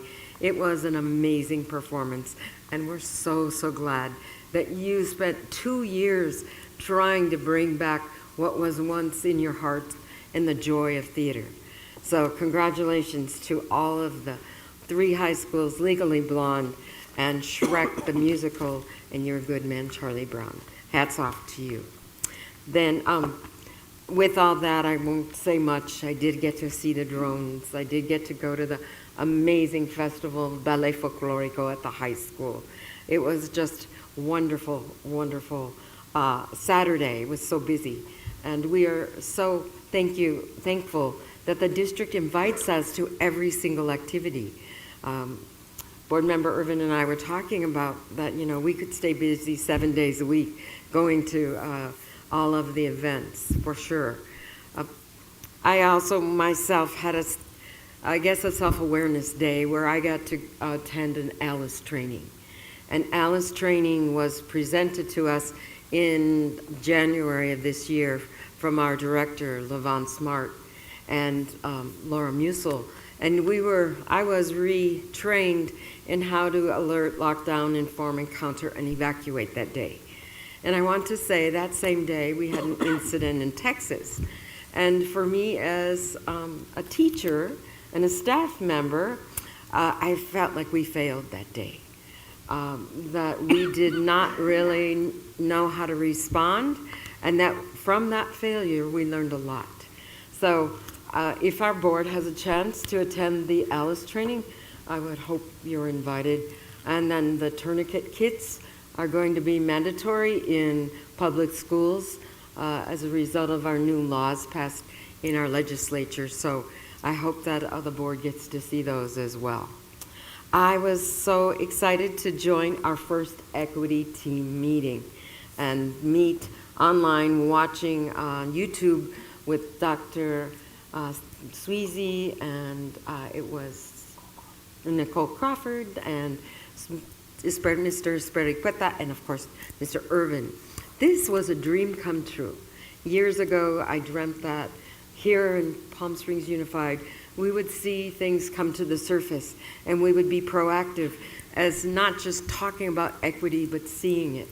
And so for the first time our board member equity team met, and I attended the meeting as a participant that day. It was a very, very, wow. It was a very, very busy 2 weeks. And I see the road ahead as our board getting even busier. And so I just want to say to all of you watching out there, we might not be able to make it to your events on that day and on that, on that calendar time. But I have to say we're doing our best to visit every one of you and see all of the amazing things that you're doing for our students. We are proud of all of the work that you're doing and our students are doing. And our kids, their smiles, their pride, and their joy is almost back where it used to be. Thank you. Karen? I'd like to thank our student board members for their excellent report, Matthew and Ariana, as always. I also was fortunate to attend many things in March. It seems that we're really busy this month. And I got to attend the 3 high school plays. You're a Good Man, Charlie Brown, at Cathedral City High School, Shrek at Rancho Mirage. It was wonderful. And Legally Blonde at Palm Springs High School, which was also wonderful. Congratulations to all the cast and crew. We're really lucky in Palm Springs Unified that we have so many talented students and actually talented staff members too. So it was really fun to see all those plays. I was also got to attend with the rest of the board the annual Ballet Folklorico Festival at CCHS. It was wonderful seeing from elementary to high school students dance the different dances. So that was really remarkable. Hopefully they'll keep that up. I also got to attend the U.S. Drone Soccer West Coast Regionals at Palm Springs High School, which was really fun to watch kids play drone soccer. And to think that you could get a drone through a space that big was not very easy. I also got to actually fly a drone, so that was really wonderful. And so I really want to thank our outstanding technology department, most of them are here tonight, and to say thank you to them, and also to Nellie Kaufman and to Desert Springs Middle School for our middle schools who participated in that. I also attended the foundation's planned gifting luncheon underwritten by Harold Master at Spencer's. It was wonderful to see how many community members really support our school district and our students and staff members. So that was exceptional. Thank you, Ellen. Thank you. First, thank you, student board member, for your presentation. It was good. Also, I want to thank the whole comments by email or in person. We read all and we take the comment very seriously, and we discuss any concern and to take the best decision for the good of our entire student of the school district. In March 16, I attended the NAPAC, NAPAC, the Native American Parent Advisory Council. It was a meeting with a lot of updated information and good. And they have good questions coming from parents and community, and also a good suggestion to improve the success of the student. In March 17, also I attended the Rancho Mirage Trek, the musical multiple showing. That was impressive. It's not surprised that in the future one of those students will be a professional actor. I want to share a little bit about my regular day when I assist to events like that one. And I have the full-time job, but for some reason I don't like to have my uniform in the events. And I learned how to change my clothes very quick, like the student. I do that in minutes. I put my uniform out, I go to the event, I return to my home and put my uniform back and return to work. And I think I have one kind of the actor skills. Yeah. In March 18, also I attended the first annual Ballet Folklorico Festival in Cathedral City High School. That was the whole high school from Cathedral City, and the intention is to invite high school from the entire Coachella Valley and Lees, or the whole county. And this event received a great support from the community. It was the play was full supported. Also, I attended the U.S. Drone Soccer West Coast Regional in the Palm Springs High School, and I want to invite the parents, students, and the community in general to give themselves the opportunity to attend these events, because the intention is not only focused in sports, but on a variety of use of drone technology that will be an extra skill for the Palm Springs Unified School District student that can be using to have better opportunities in their adult life. Also, in March 20, I attended the Equity Committee quarterly meeting via live stream, and the committee gives update and report from Equity Lead, and was a good information. And I think we're going in the good direction. In March 22nd, I attended the Head Start Parent Policy Committee meeting. What a good experience. That was the first time that I attended, and I think that made a difference to be, as board members, to attend the most committed that we can. In March 23, I attended the Cathedral City Theater, You Are a Good Man with Charlie Brown. Also was a good presentation, good performance. In both schools, in Rancho Mirage and Cathedral City, they perform for between 2 to 3 hours. It's a long time. I don't know how they memorize that information. It's a lot. And also the last one was in March 25th, the 53rd annual Negro Academic Scholarship Fund Banquet was around 300, more than 300 attendees, and it's good to see how the community support our youth students. Thank you. Thank you, sir. You know, we usually wait to the end. Do you guys have any comments down there tonight? All right, give it some thought. I want to go back a little bit, I want to go back to Ellen's Goodman's presentation. I'm actually in the SMART program, and I just wanted to add how I feel like the SMART program really does help students, especially here at the Hopkins High School. I feel like it has guided me and my peers to be college ready, so I just wanted to add a comment. Thank you, Ariana. That's awesome. Just real brief, I've been working on a project that's kept me at a keyboard, but my wife did pull me away to go to the 3 plays here at the 3 high schools, and I got to tell you, they were adorable. Those kids were just fantastic, and everybody involved deserves a lot of accolades and a lot of thanks. It was really, really entertaining. I want to thank Ellen Goodman for the planned gifting luncheon. Some great people there. You know, we're a diverse community in more ways than one, and we're very fortunate. We have a foundation that kind of melds some of that diversity together for the benefit of the school district, so thank you. I want to congratulate Mark Arnold for his I want to say editorial, I don't know if it was an editorial on the dual immersion program. It was very well read, and thanks for getting the word out there. This board is committed to that program. I'm sorry I missed the fashion show. I really wanted to see Principal Tinoco model some garments, and I didn't get to see that, so I'm sorry, Omar. And then I'm looking forward to the hockey game tomorrow with Palm Springs High School, so it'll be a lot of fun. And with that, I'll turn it over to our superintendent. Oh, you know, I did want to address something. I'm sorry.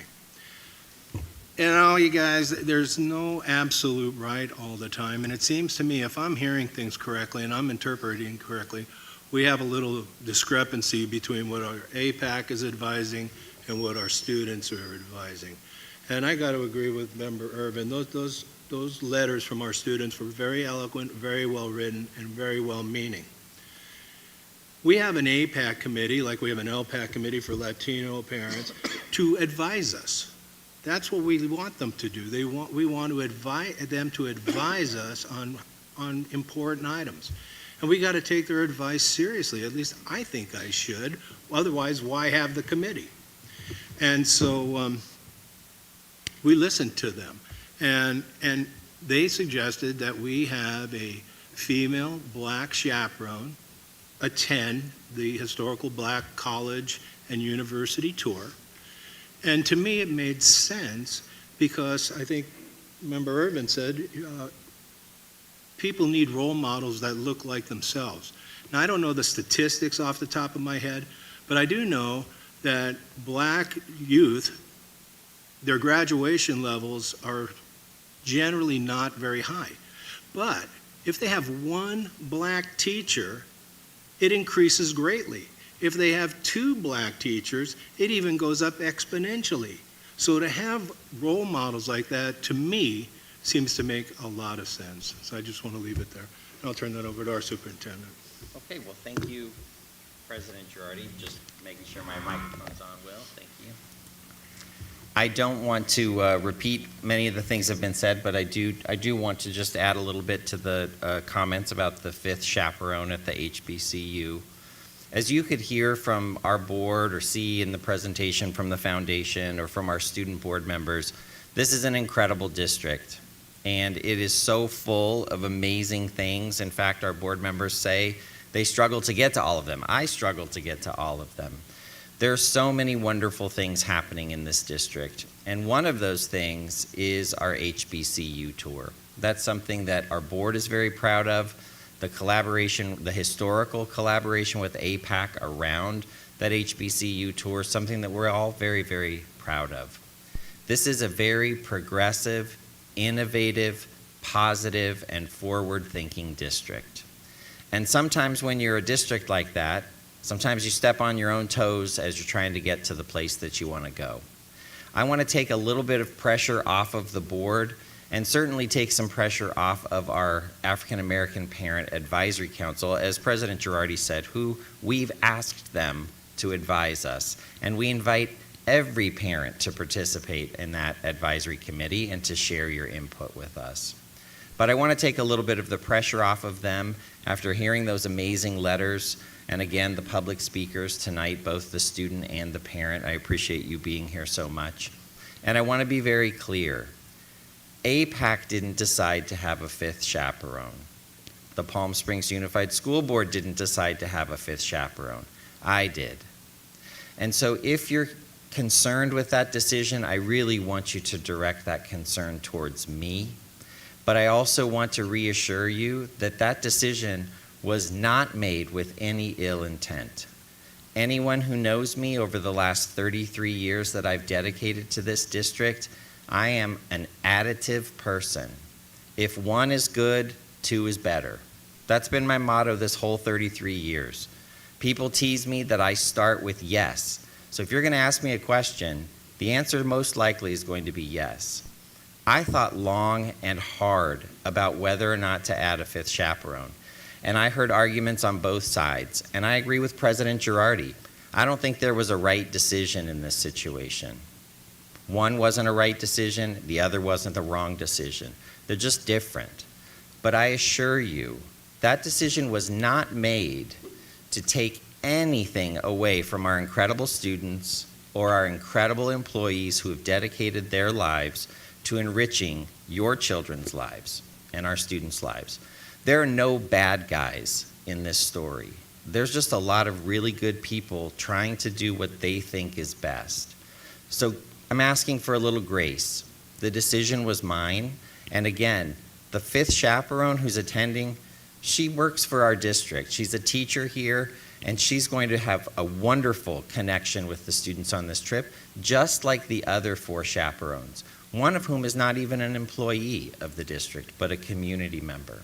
So I just ask our board and our community to look at this through the lens at which it was intended, to be a positive, incredible, possibly a once-in-a-lifetime, life-changing experience for our students, and not to let my mistake or my urgency or my delayed decision-making be an indication that there's anyone in this organization or in any organization that's associated with this school district that does not have the best interest of children at heart. We might not agree the best way to get there, but there's no one who's making a decision because they think it's going to be a bad decision for kids. We're all here to make the best decisions we know how. And so again, I appreciate the board in giving me that authority to make this decision. And I look forward to hearing about what this incredible trip is that starts on Saturday. It's right around the corner. And I know our students and our staff members who are participating are going to have an incredible time. And with that, I'll turn it back over to you, President Girardi. Thank you, Dr. Sweezy. All right, that brings us up to item 14, board action items.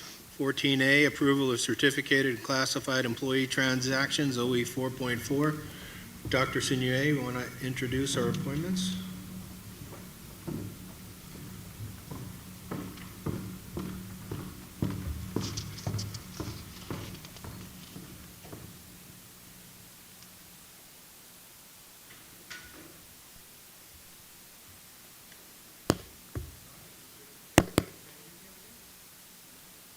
No?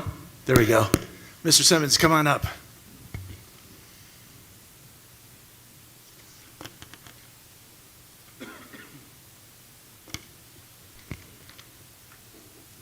All right. Well, it gives me great pleasure to recommend to the board Mr. Jeffrey Simmons as the new Assistant Superintendent of Business Services. Mr. Simmons earned his bachelor's degree from the University of Phoenix and his master's degree from National University.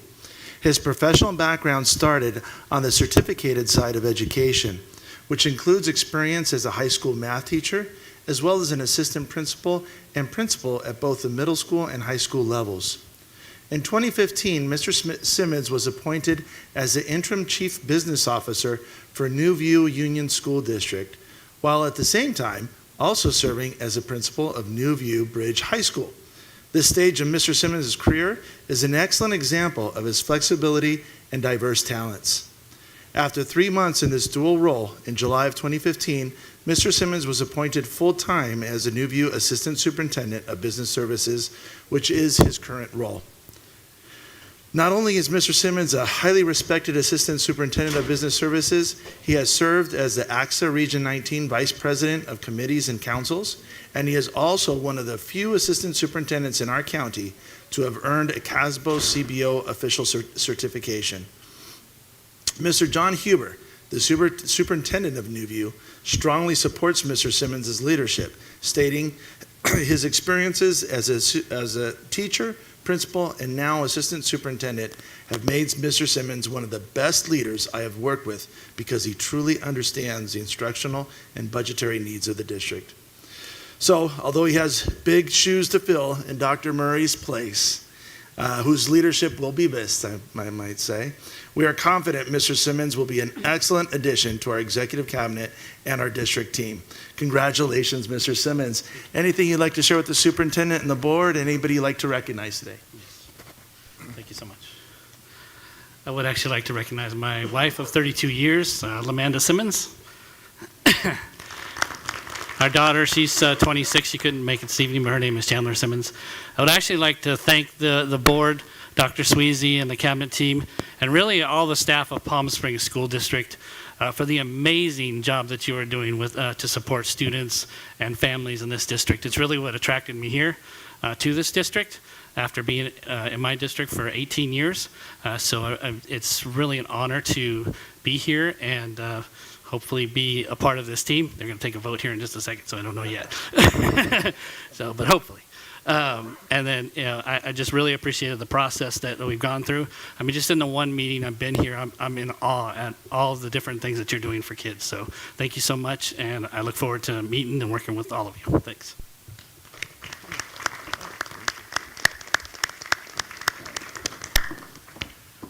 Okay, next I'd like to make recommendations to the board to make some full-time appointments, or official appointments, I should say. Thank you so much. Some official appointments of some of our interim administrators.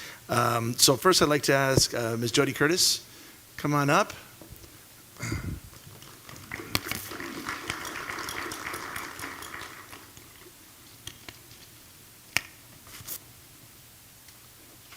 It also gives me great pleasure to recommend Ms. Jody Curtis as the new Director of Special Education. Ms. Curtis earned her bachelor's degree and master's degrees from San Diego State. She started with Palm Springs Unified in 2020 as a coordinator, then assistant director, and for the past several months has been serving as the interim director of special education. She has done an outstanding job as interim, and we are confident she will do a great job as the new director. So, Jody, congratulations to you. Anybody, or first of all, any comments you'd like to share with the superintendent and the board? Anybody you'd like to recognize tonight?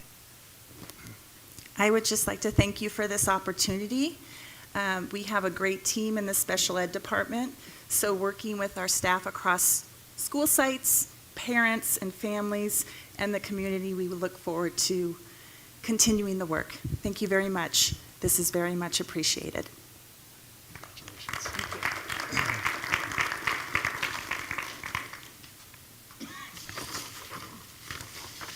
If I could have Tanisha Taylor come on up.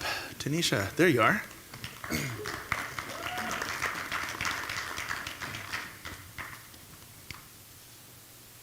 I'm also very pleased to recommend to the board Ms. Tanisha Taylor as a new assistant principal for the Edward Wensloff Education Center.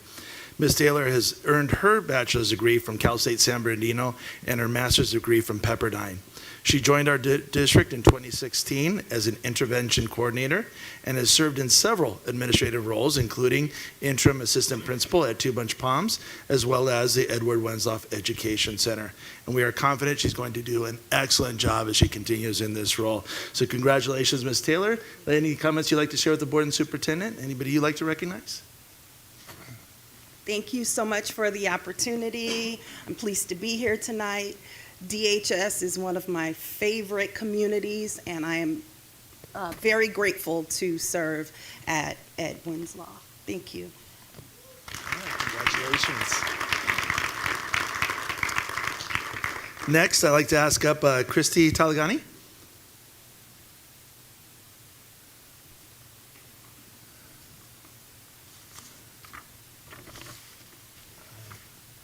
It's also an honor to recommend to the board Mrs. Christy Talagani as the new assistant principal for Raymond Cree Middle School. She earned her bachelor's degree from San Diego State and her master's degree from Concordia University. Mrs. Talagani joined Palm Springs Unified in August of 2022 as a teacher and has been serving the past several months as the interim assistant principal at Raymond Cree, where she has done an excellent job. And we are confident she's going to be a great fit for the Cree administrative team. So congratulations. Any comments you'd like to share with the superintendent board and anybody you'd like to recognize? Thank you. Thank you. First of all, I'd just like to thank Dr. Sweezy, the cabinet, and the board members for giving me this opportunity. I'd like to thank my husband for all this support in this transition, my family and the support with this transition, Ms. Sarceo for bringing me into the PSUSD family as well. My team at Raymond Cree, they make it just amazing to go to work. I feel supported there, and we're a team in supporting our students there as well. So I look forward to being with PSUSD, and I thank you for welcoming me. Congratulations. Oops, got that. Thank you. All right, and now I'd like to ask Mr. Ricardo Flores. Come on up.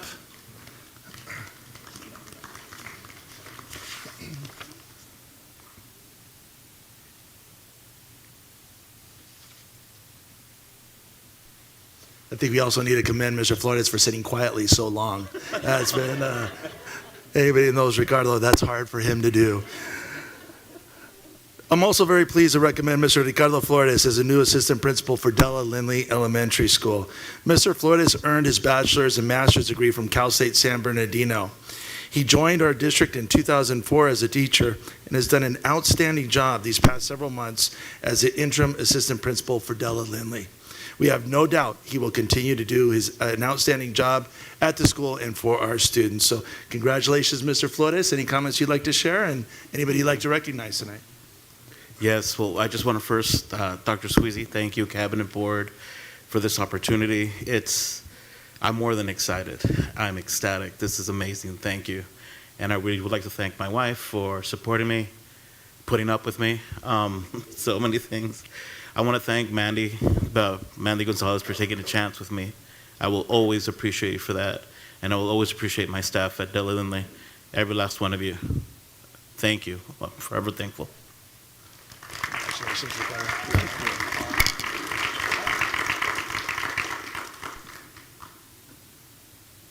All right, can I get a motion to approve the following employment agreements? Employment agreement with Jody Curtis, Director of Special Education, salary schedule 223, column 10, step 5, effective date March 29th, 2023.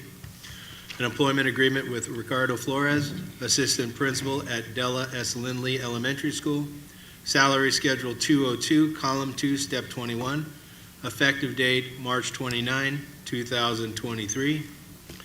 Employment agreement with Christy Delgani, Assistant Principal at Raymond Cree Middle School, salary schedule 202, column 1, step 4, effective date March 29, 2023. Employment agreement with Tanisha Taylor, Assistant Principal at Edward Wensloff Education Center, salary schedule 215, column 1, step 10, effective date March 29, 2023.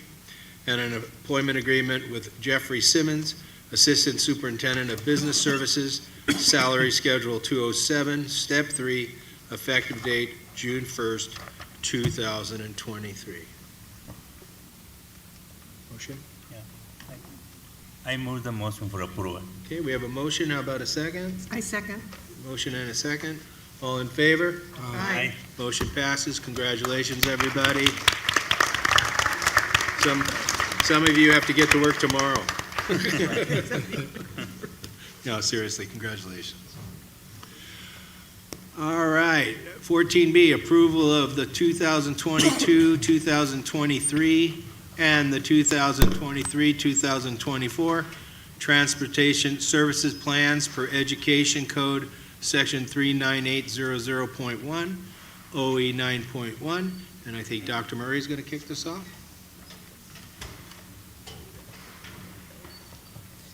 All right. We good? All right, thanks, Will. It's my pleasure to welcome Abdul Bouzroud, our Coordinator of Transportation Services, here tonight. And what he is going to do is share with the board for their approval our transportation services plans per Ed Code Section 39800.1, new Ed Code that actually came into effect here this year that requires the school district to provide a plan for transportation for students in the district that prioritizes our unduplicated pupils. And so he will be going through the work that we did this year to put the plan together, and then to also, as an aside, share with the board that later on this spring we'll be sharing with the board, as we always do, our transportation zones and maps as we do every year. So that comes later. But first, Mr. Bouzroud. Thank you, Dr. Marie. Good evening, President Girardi, board members. Thank you for the opportunity. I'm here to present the 2022-2023 and 2023-2024 Transportation Service Plan. Although I'm not here to seek approval for the transportation service areas, I wanted to share with the board how those transportation areas or zones are created, because we're going to refer to them in a later slide. So per administrative regulation 3541, students in the kindergarten through 8th grade shall be eligible for transportation service to and from their school of residence if they reside within the designated transportation service areas of that school.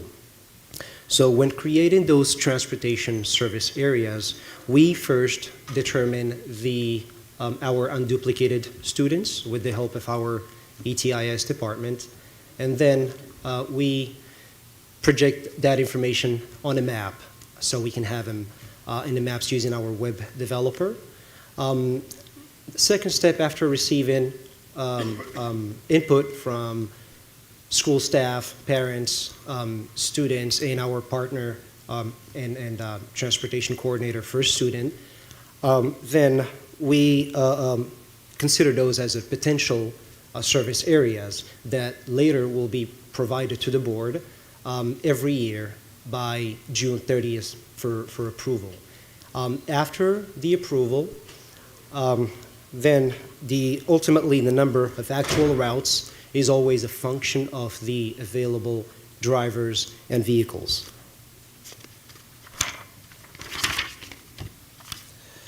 So what is Education Code 39800.1? As you may know, over the years, funding for transportation services was inadequate until the implementation of Assembly Bill 181, which is a transportation reimbursement funding for the home-to-school transportation. The Ed Code 39800 was effective in June 30th of 2022 and was added as a part of the 2022-2023 Budget Act. It requires school districts to plan for providing home-to-school transportation and to report data about their transportation plan. It represents an enhanced or increased funding for our district, up to 60% of the transportation expenditures of the prior year, reduced by the local control funding formula transportation add-on.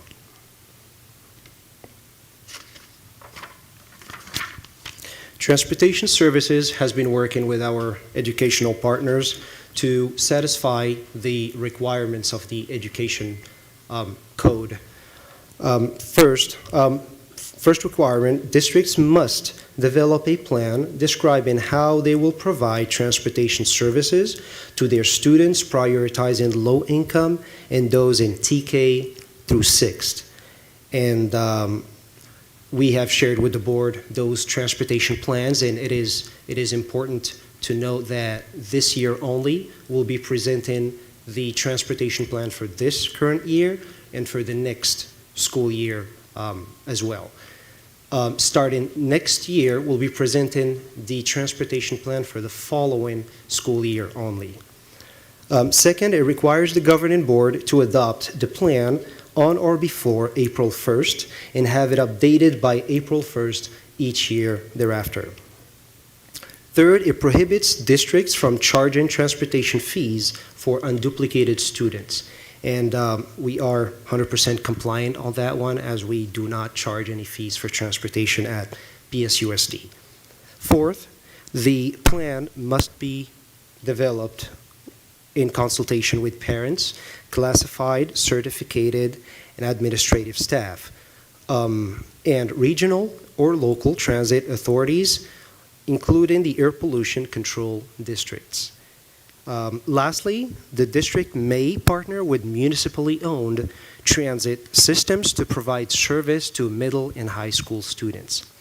And just to clarify for the board, the new ed code is not requiring or any transportation expansion or any addition of routes. It only requires us to provide description of the services we're going to be providing for the following school year. However, we always like to use our existing routes and maximize the use of those before we think of any expansion or possible expansion.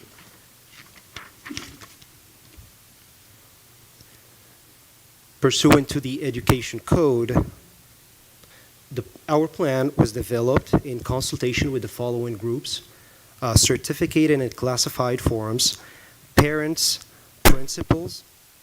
We've also reached out to the South Coast Air Quality Management District and the Sunline Transit Agency to share our transportation plan and ask for input.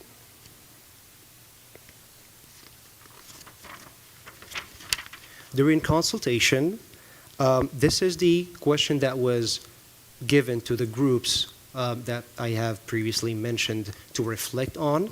And the question is, given our staffing challenges and high percentage of unduplicated pupils in our district, which is around 97%, how can we make transportation more accessible to students who are socioeconomically disadvantaged, foster youth, experiencing homelessness, and English learners?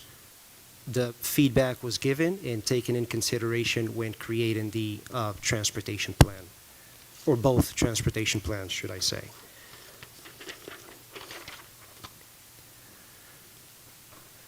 This is a brief overview of the current home-to-school transportation that we provide at Palm Springs Unified School District. As you can see, there are groups prioritized for transportation. We have first special education students whose IEP or 504 plan is requesting transportation, so transportation shall be provided. Students experiencing homelessness and who will qualify under the McKinney-Vento Act, which guarantees them the access to their school of origin. And then the third group are the TK through 8th grade students who are low income and English learners, and those are the ones residing in the transportation area or areas that I have mentioned in slide number 2. With those groups, we currently transport a total of 4,221 students, broken down into 439 special education students and 3,782 general education students as of the month of March of 2023. Currently, we run 79 routes, 26 general education, and 53 special education routes, and that represents an increase of 7 routes compared to last school year due to the implementation of the new bill schedule, the creation of more special education routes due to the or the students whose programs were moved to another site, and for the creation of homeless student routes as well, or route, should I say. Currently, we service 27 schools within the district in 4 out of the district schools.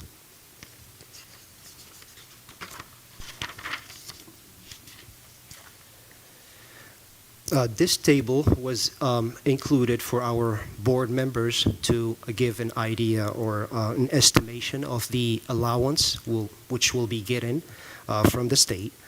And as you can see in a column that says 2021-2022, that is in regards to the transportation plan for the current school year.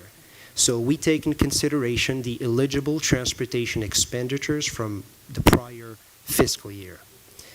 So you see the $6,407,044.28. That represents the eligible expenditures from last school year. Pursuant to the Ed Code, we estimate 60% of that amount, which is the $3,844,226.57. We reduced that amount by the local control funding formula, transportation add-on, which is $2,002,189. And as you can see, it is the same for both years. This is per the LCFF calculator. So we are left with a revenue of $1,842,037.57 for the current home-to-school transportation plan. And for the third column, we actually performed the same calculations, and we ended up with an estimated $2,943,346, and this is just an estimate as the school year is not over yet. With this, I conclude my presentation, and I turn it back to you, President Girardi, and board members, for any questions you may have. Thank you, Mr. Buzarud. Does anybody have any questions? Go ahead. Maybe this is for both Dr. Murray and Mrs. Levy. Thank you for the information. We're so glad to see the help come into the district. When we get the total revenue back for each year, does that carry over? Do we have to spend it or reinvest it in the budget? Or could you tell me a little bit more? Is it a special fund or does it go back to general? As this is a new education code, I can look that up and get back to you with an answer. Good. And then this is another question too, related to revenue and spending on transportation. The board, as we visit conferences, we see electric buses or maybe hybrids. Is that maybe coming in funding ahead, or have you gotten any information for us as a district in moving towards solar buses or energy efficient vehicles? So we currently work with our contractor for student to introduce electric or zero emission buses. So it is, our contractor right now is trying to find another location, as the current location they have is not suited for the electric chargers that they will have, as it is a leased lot. So we are ready to apply on their behalf on the EPA website for state or federal funding. We are ready. We just need our contractor to be ready and have a better yard where we can have our charging stations and charge our buses pretty much. But we are ready to apply on their behalf, and Dr. Murray have sent a letter to the state requesting the contractor's fair share of the funding, because they are overlooked as we do not own our own fleet. Mm-hmm. We want the contractors to get their fair share as well, so they can upgrade their fleet.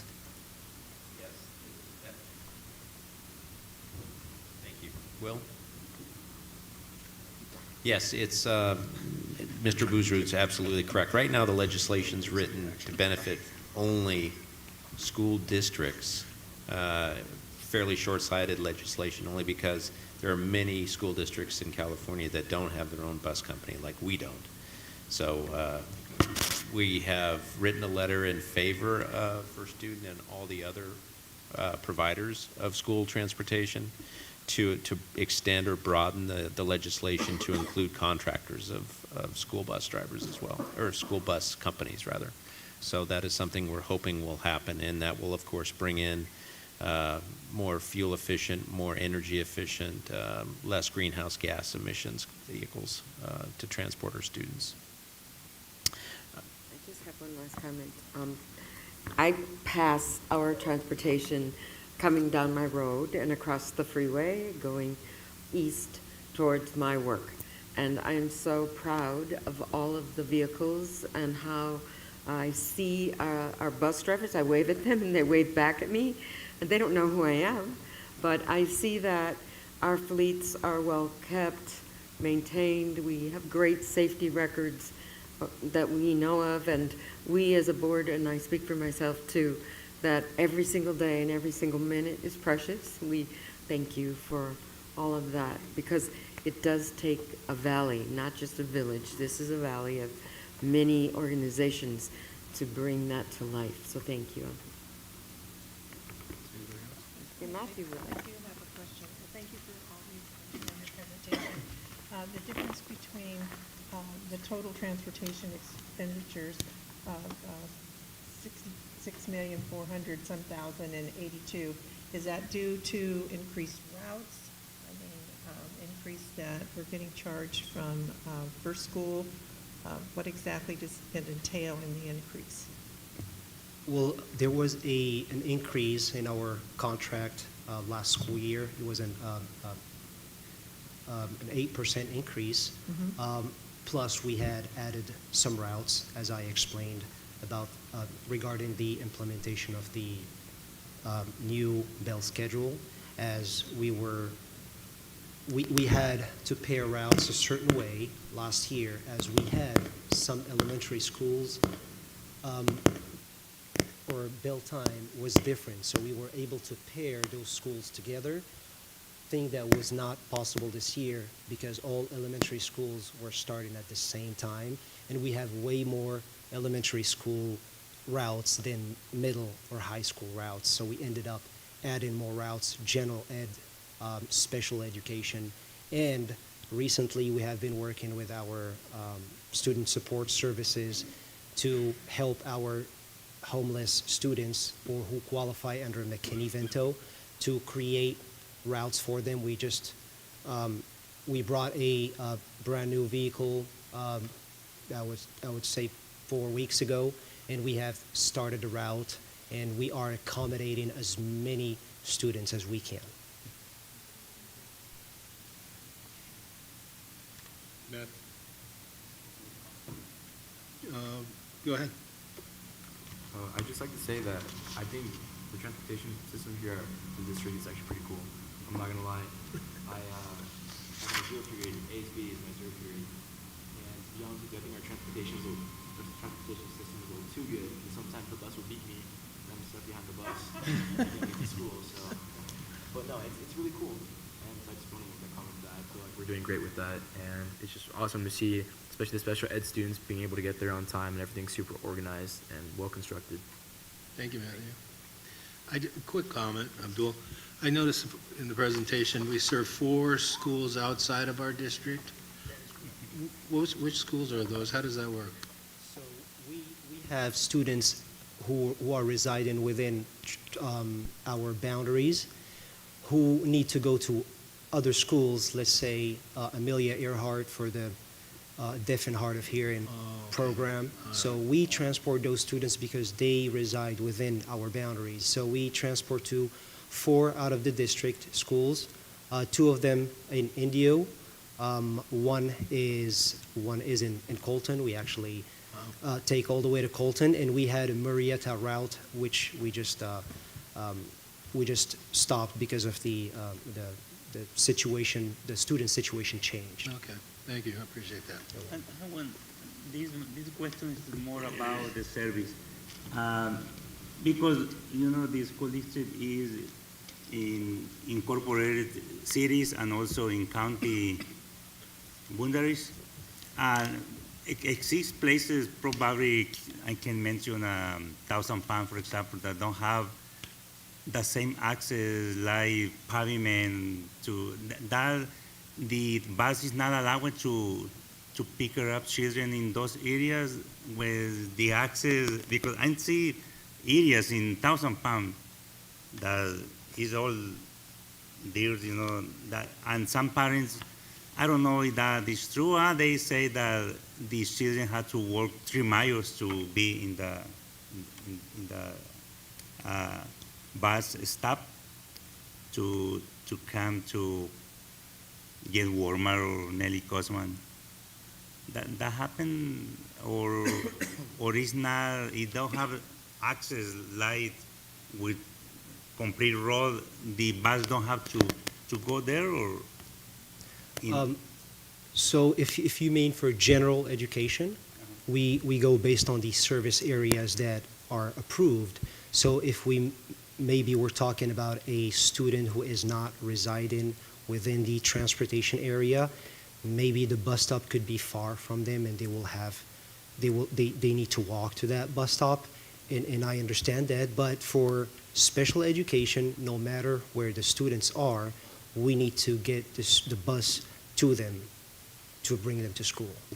And currently, we are working with our contractor and to see how we can implement a new service they call First Alt, which is a alternative way of transportation, and they use smaller vehicles for students who are located in remote areas.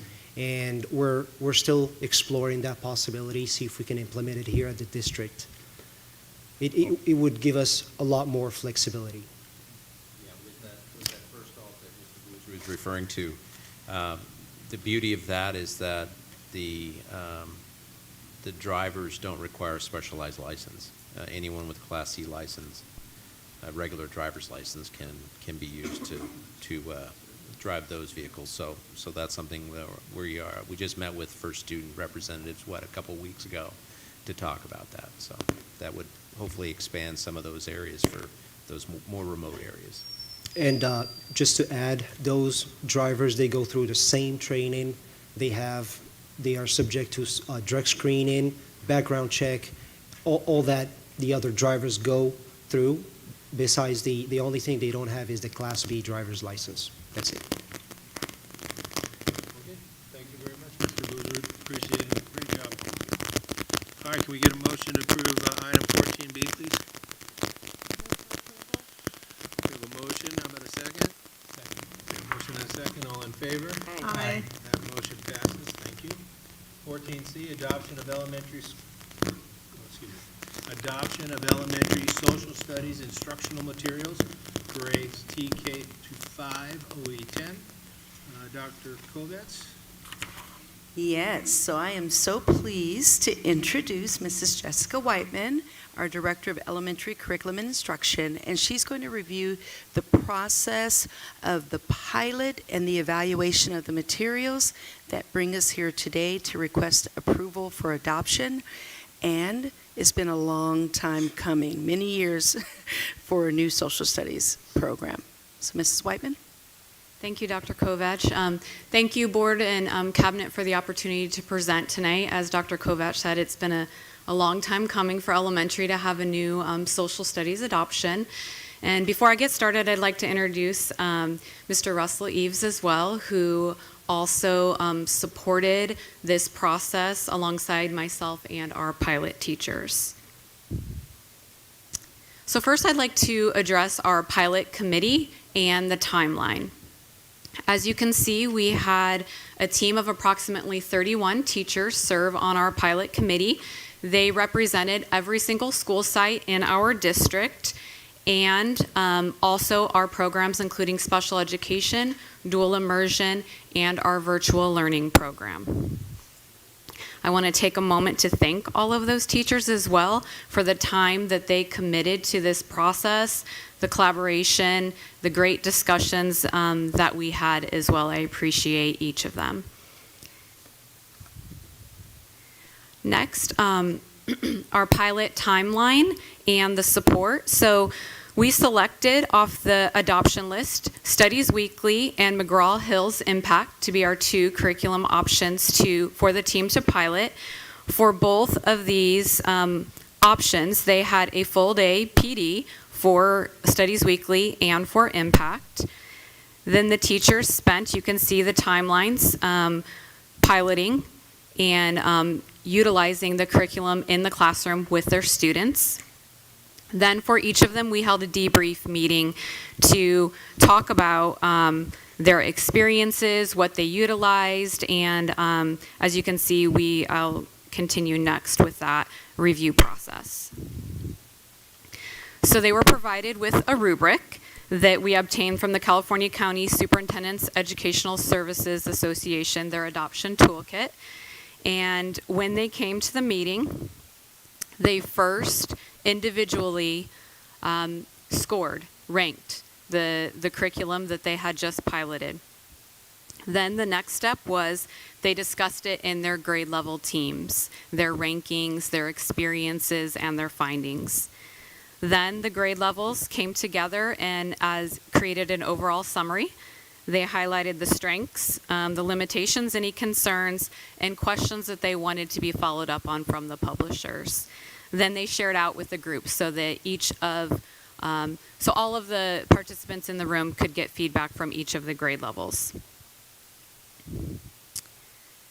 After that process was completed for both Studies Weekly and Impact, we led the discussion, the comparison discussion, utilizing these 4 questions. The first one addressing the ease of use of curriculum from the teacher aspect, looking at the materials, the planning, the cross-curricular integration. Then we looked from the student angle for engagement. What was more engaging for students? The third component of comparison, we talked about better accessibility for students with varying and diverse needs. And then the fourth was looking at which provided a variety of perspectives and materials accurately portraying the cultural and racial diversity of society. So those were our 4 guiding questions for comparison. Next up, for our recommendation process, we used a consensus model. And I like to equate that kind of to a rubric when we were explaining it to the teachers, with that first being like a 4, an absolute yes. I want this curriculum without any hesitation. Looking at the next, accepting the decision would be like that level 3, on down to a level 2, and a level 1 stating they did not agree with it. However, they understand if it's adopted that will be our curriculum of use. And after the completion of that process, it was Studies Weekly was the curriculum that the pilot, sorry, can you hear me okay? Okay. Was the curriculum that the pilot committee recommended. And I wanted to show you, we voted through our consensus rubric through using a Google form. And you can see the blue is that level 4, and Studies Weekly is the top there. And then the red is a level 3. So nearly 75% of the pilot committee scored it at a 3 or a 4, with no one scoring it at a level 1. I want to circle back to those 4 questions and highlight, sorry, I'm noticing that I think I need to visit my eye doctor again, so I apologize. I'm looking back and forth here. So I want to circle back to those 4 questions here and kind of highlight some of the features of Studies Weekly that was talked about in this comparison. So it was definitely noted that teachers preferred the materials with the Studies Weekly. It's It's non-traditional in that it's not a textbook and a workbook like you see with many curriculum. It's a consumable item that also has an online component as well, and teachers really appreciated. This kind of goes down into the other bullets as well, the opportunities and what they could do with this curriculum. It's tangible. They can write on it. They can make projects out of it. Kids can color. They can cut. Lots of opportunities there. As for the engagement question, we did have some of our pilot teachers share out that they polled their students. They listened to student voice and asking. The students knew that they were looking at these two options for social studies, and those teachers that had polled their students shared that it was Studies Weekly as well that the students preferred. Talking about accessibility as well, they really preferred the online components, and there's multiple videos and resources with Studies Weekly that can be continually updated by the publisher, which they appreciated. And I want to speak here for a moment regarding TK. So through our discussion, it was noted as an area of concern that for TK, although there is a curriculum, it was not as expansive as kindergarten through 5th grade. So those concerns were brought forward. And part of that is the nature of what California is going through with the expansion of TK right now, and publishers are revising what they have, understanding that TK is now, within the next few years, going to be servicing all 4-year-olds. The publisher took our feedback and has actually met with our TK teachers. 3 representatives are ready to get input because their TK curriculum is in the process of expansion right now. So that was already under works and it will be finished in December, but they're utilizing our teacher feedback and if adopted, plan to allow our teachers to field test some of those lessons prior to publication. So that was exciting to hear. And then on our last bullet, regarding variety of perspectives, having a diverse group in the room was very beneficial. We were able to hear from our 4th grade teachers who had experience previously using Fair Act supplemental material, so they came with that angle as they were looking at the curriculum as well. We did have a pilot member, at least one, who also is one of our equity leads. So he definitely did research on both curriculums and noted that in 2018, he shared this with us, that Studies Weekly had a diversity board and created a diversity statement as well, and had this board went through their curriculum to fully revamp and update, making sure that they consisted of a variety of perspectives. And then for professional development that would be included in our adoption, all teachers, TK through 5th grade, would receive 1 full day of training with embedded planning time. We would include summer paid options, September release day options for those who are not able to attend in the summer. Mr. Eves and I have been working with the publisher on tentative dates, and then we also plan to survey teachers to see when is the most optimal time for them as well, specifically in the summertime. And then we have our instructional coaches as well who will be trained and are able to provide ongoing support throughout the year at the school sites. Any questions?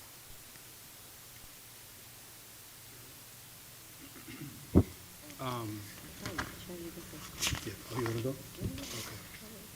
Okay. I got a question here. I believe on the slide here where it has Studies Weekly, it has 29 responses. Underneath here, it has impact. What does that mean? Impact was the other curriculum that we piloted. Okay.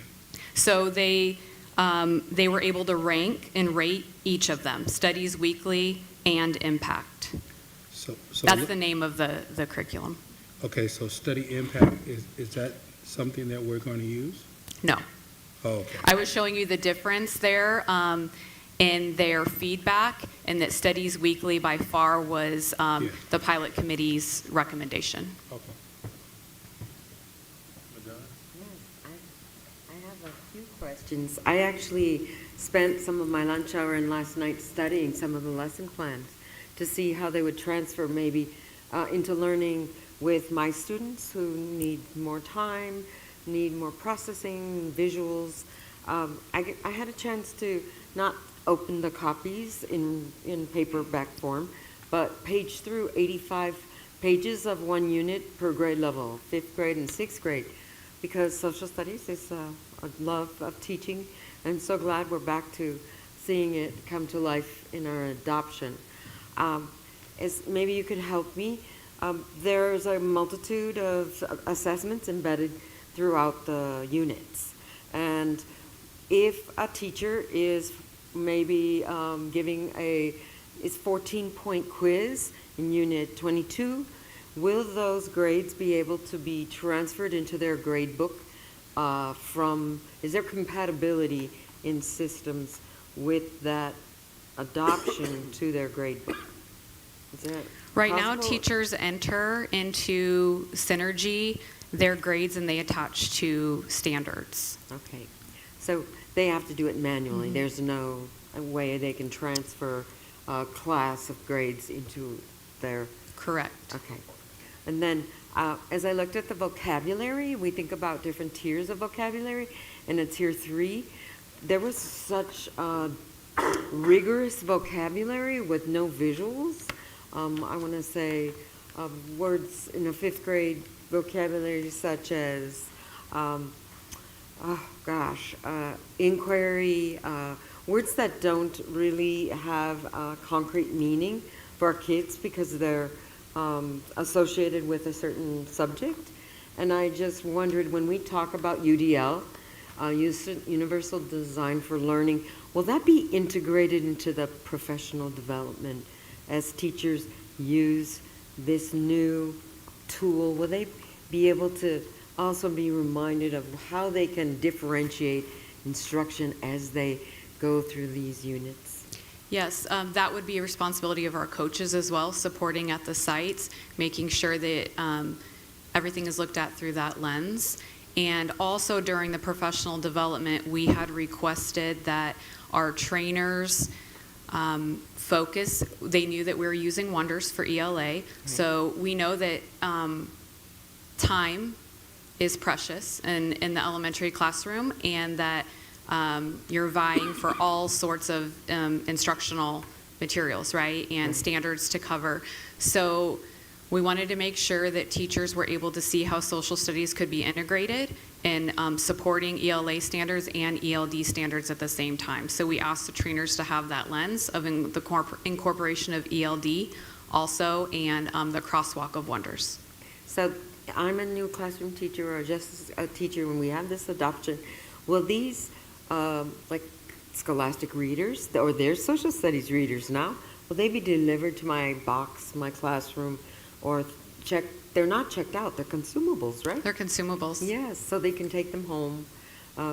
So they can tear out pages, and so they'll be just given these copies in their boxes or through the library. They will have their technicians? own box. The teachers will have the year's worth of the consumables so that they will have them there, and then they're able to take them home once they have finished. So Desert Sands has this as an adoption, and so I've actually seen this come home with my children before, so I'm able to see what content they're learning in the classroom in social studies. And then, like I said, some of our teachers, our pilot teachers, were very creative, and they actually made projects and things out of them. I saw a lot of inquiry process and related strategies that go along with our ELA curriculum. And I'm excited that you included a diverse group of people that maybe have English learners or different student groups that might have difficulty with a large amount of print, learning English, because this was really packed. If you saw the curriculum, you get an example. I encourage the board to go see the curriculum, but it's richly packed with words and print, and so not as much visuals associated like with vocabulary. But I'm excited to hear their feedback and what they are going to do with the curriculum, like you said, how innovative they're going to be. There is the online component as well, which would pertain more of the videos, firsthand information, things like that, that would provide more visuals also. Yeah. And I just encourage you to remember every teacher. not all teachers, because there's times where I don't teach social studies, so I'm not included in the staff development or the PD. So really, I think every teacher in that grade level, no matter what they teach, even our intervention teachers, should also learn, everybody should learn the curriculum, not just only those who teach ELA. So if you can remember that. Yes. That's good. Thank you.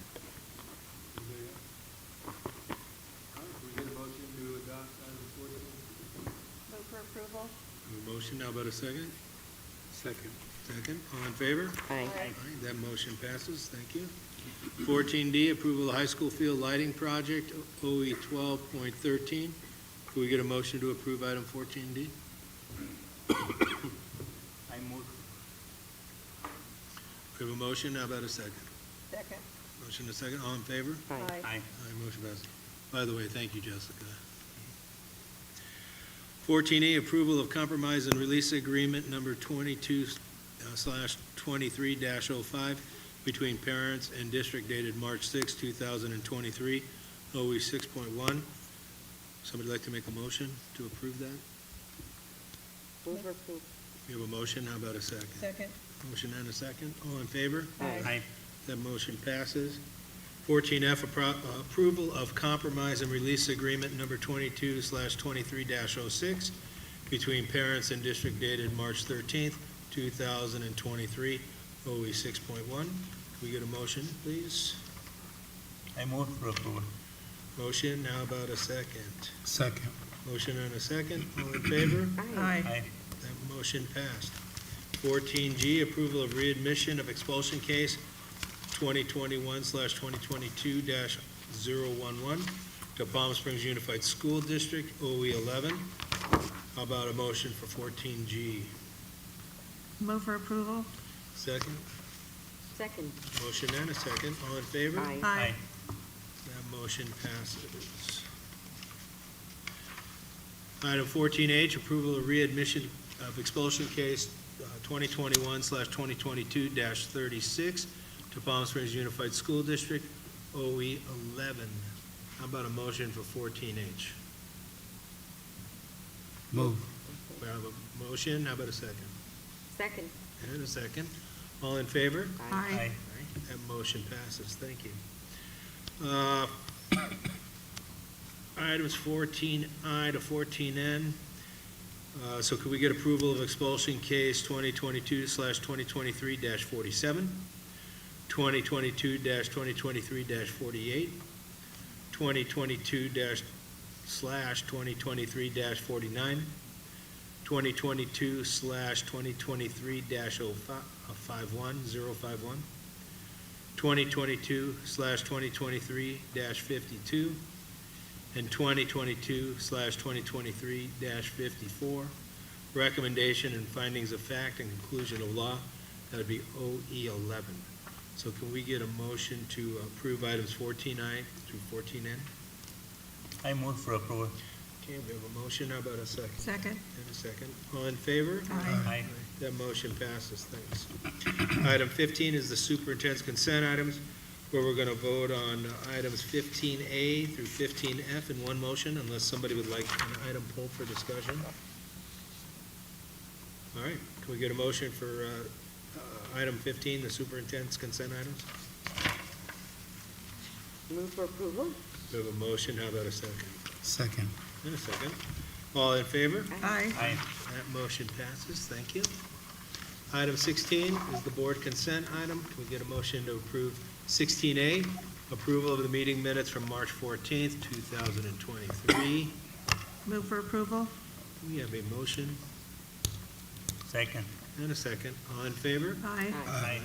Thank you, that motion passes. Suggestions for future agendas? I just have maybe an update. As we were attending some of the plays and even here, we have technology challenges with sound systems, soundboards, and working pieces in our theaters. Maybe I saw item on page 7 of our approved projects, over 10,000, that there was approval of a multi-purpose room at Catherine Finchy. So are we upgrading systems across the district? Perhaps we could get information and the support at the schools. I understand the Palm Springs Film Festival brings in their own equipment. They don't even use ours. So just so that our kids can shine and there's no glitches. And one night at Legally Blonde, they had no sound. And then the next night, the sound was deafening. And so how we can help to support each of the schools and their technology and systems. When there's 60 microphones, I guess, all at one time in a production, it's really challenging from feedback that people gave me.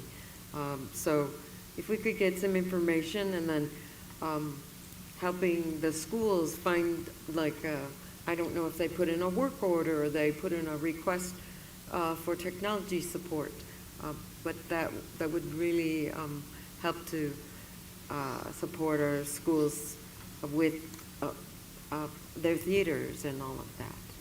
So that would maybe be information you could help to provide us, if that's okay. Thank you. Madonna's absolutely right. At Palm Springs, it's a state-of-the-art auditorium, and the sound was terrible, just terrible. And we also have some equity issues in our theaters. We've got 2 theaters that are almost professional, and we got 2 that are regular high school theaters. And I know one could be real community theater if it was brought up to that kind of standard, so just throw that out there. I would also, Charlie, yeah, I would also like to mention something as well. I noticed that we do quite a bit of diversity training and a lot of inclusionary training for our administrators and teachers. I would like to see us get some of that as board. Okay. So I would recommend that we get some training on bias training and some different courses that we're taking as teachers as well as board members. Yeah, no, it's a good suggestion, Charlie, thanks. I think we also should have some ethics training, some Brown Act training, so we're all on the same page. All right, our next board meeting is going to be on April 18th, 2023 at 6 p.m. at the district offices. And anything to debrief? I'd just like to thank Omar for your hospitality, letting us come up here. I'd like to thank our ETIS people for putting this on up here and all the work that our staff does to bring this up here. Thank you all very much. Thank you. Anything, Matthew? No, yeah, I'd just like to just say it's really, truly an honor to be part of the school district. I think compared to other school districts, this past week I was up in Sacramento for my school's host SLC trip, and it was amazing. And I got to network and meet other students from other districts, other students from their academies, and what they tell me. And I definitely think we are very we're privileged here. What you guys offer us, what you guys give us, and I truly appreciate it because it's something that I just really appreciate. I think I want to add on to what Matthew was saying. I feel like you guys give us enough opportunities for us to be able to learn and grow as a student. And I feel like especially adding to what I was saying back on SMART, I feel like that program really did help me as a first generation Latina. I feel like that really did help me kind of confine someone as in what were the next steps to applying to college. So I feel like having a program, especially here at Desert Hot Springs High School, I feel like it really did help me and my peers just take the next step into college. So I am really appreciative that we are offered that opportunity to take. So thank you.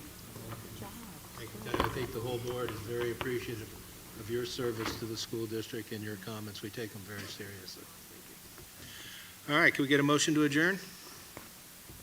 So moved. Can I have a second? Second? All right, we have a motion and a second. All in favor? Aye. Aye. Motion passes.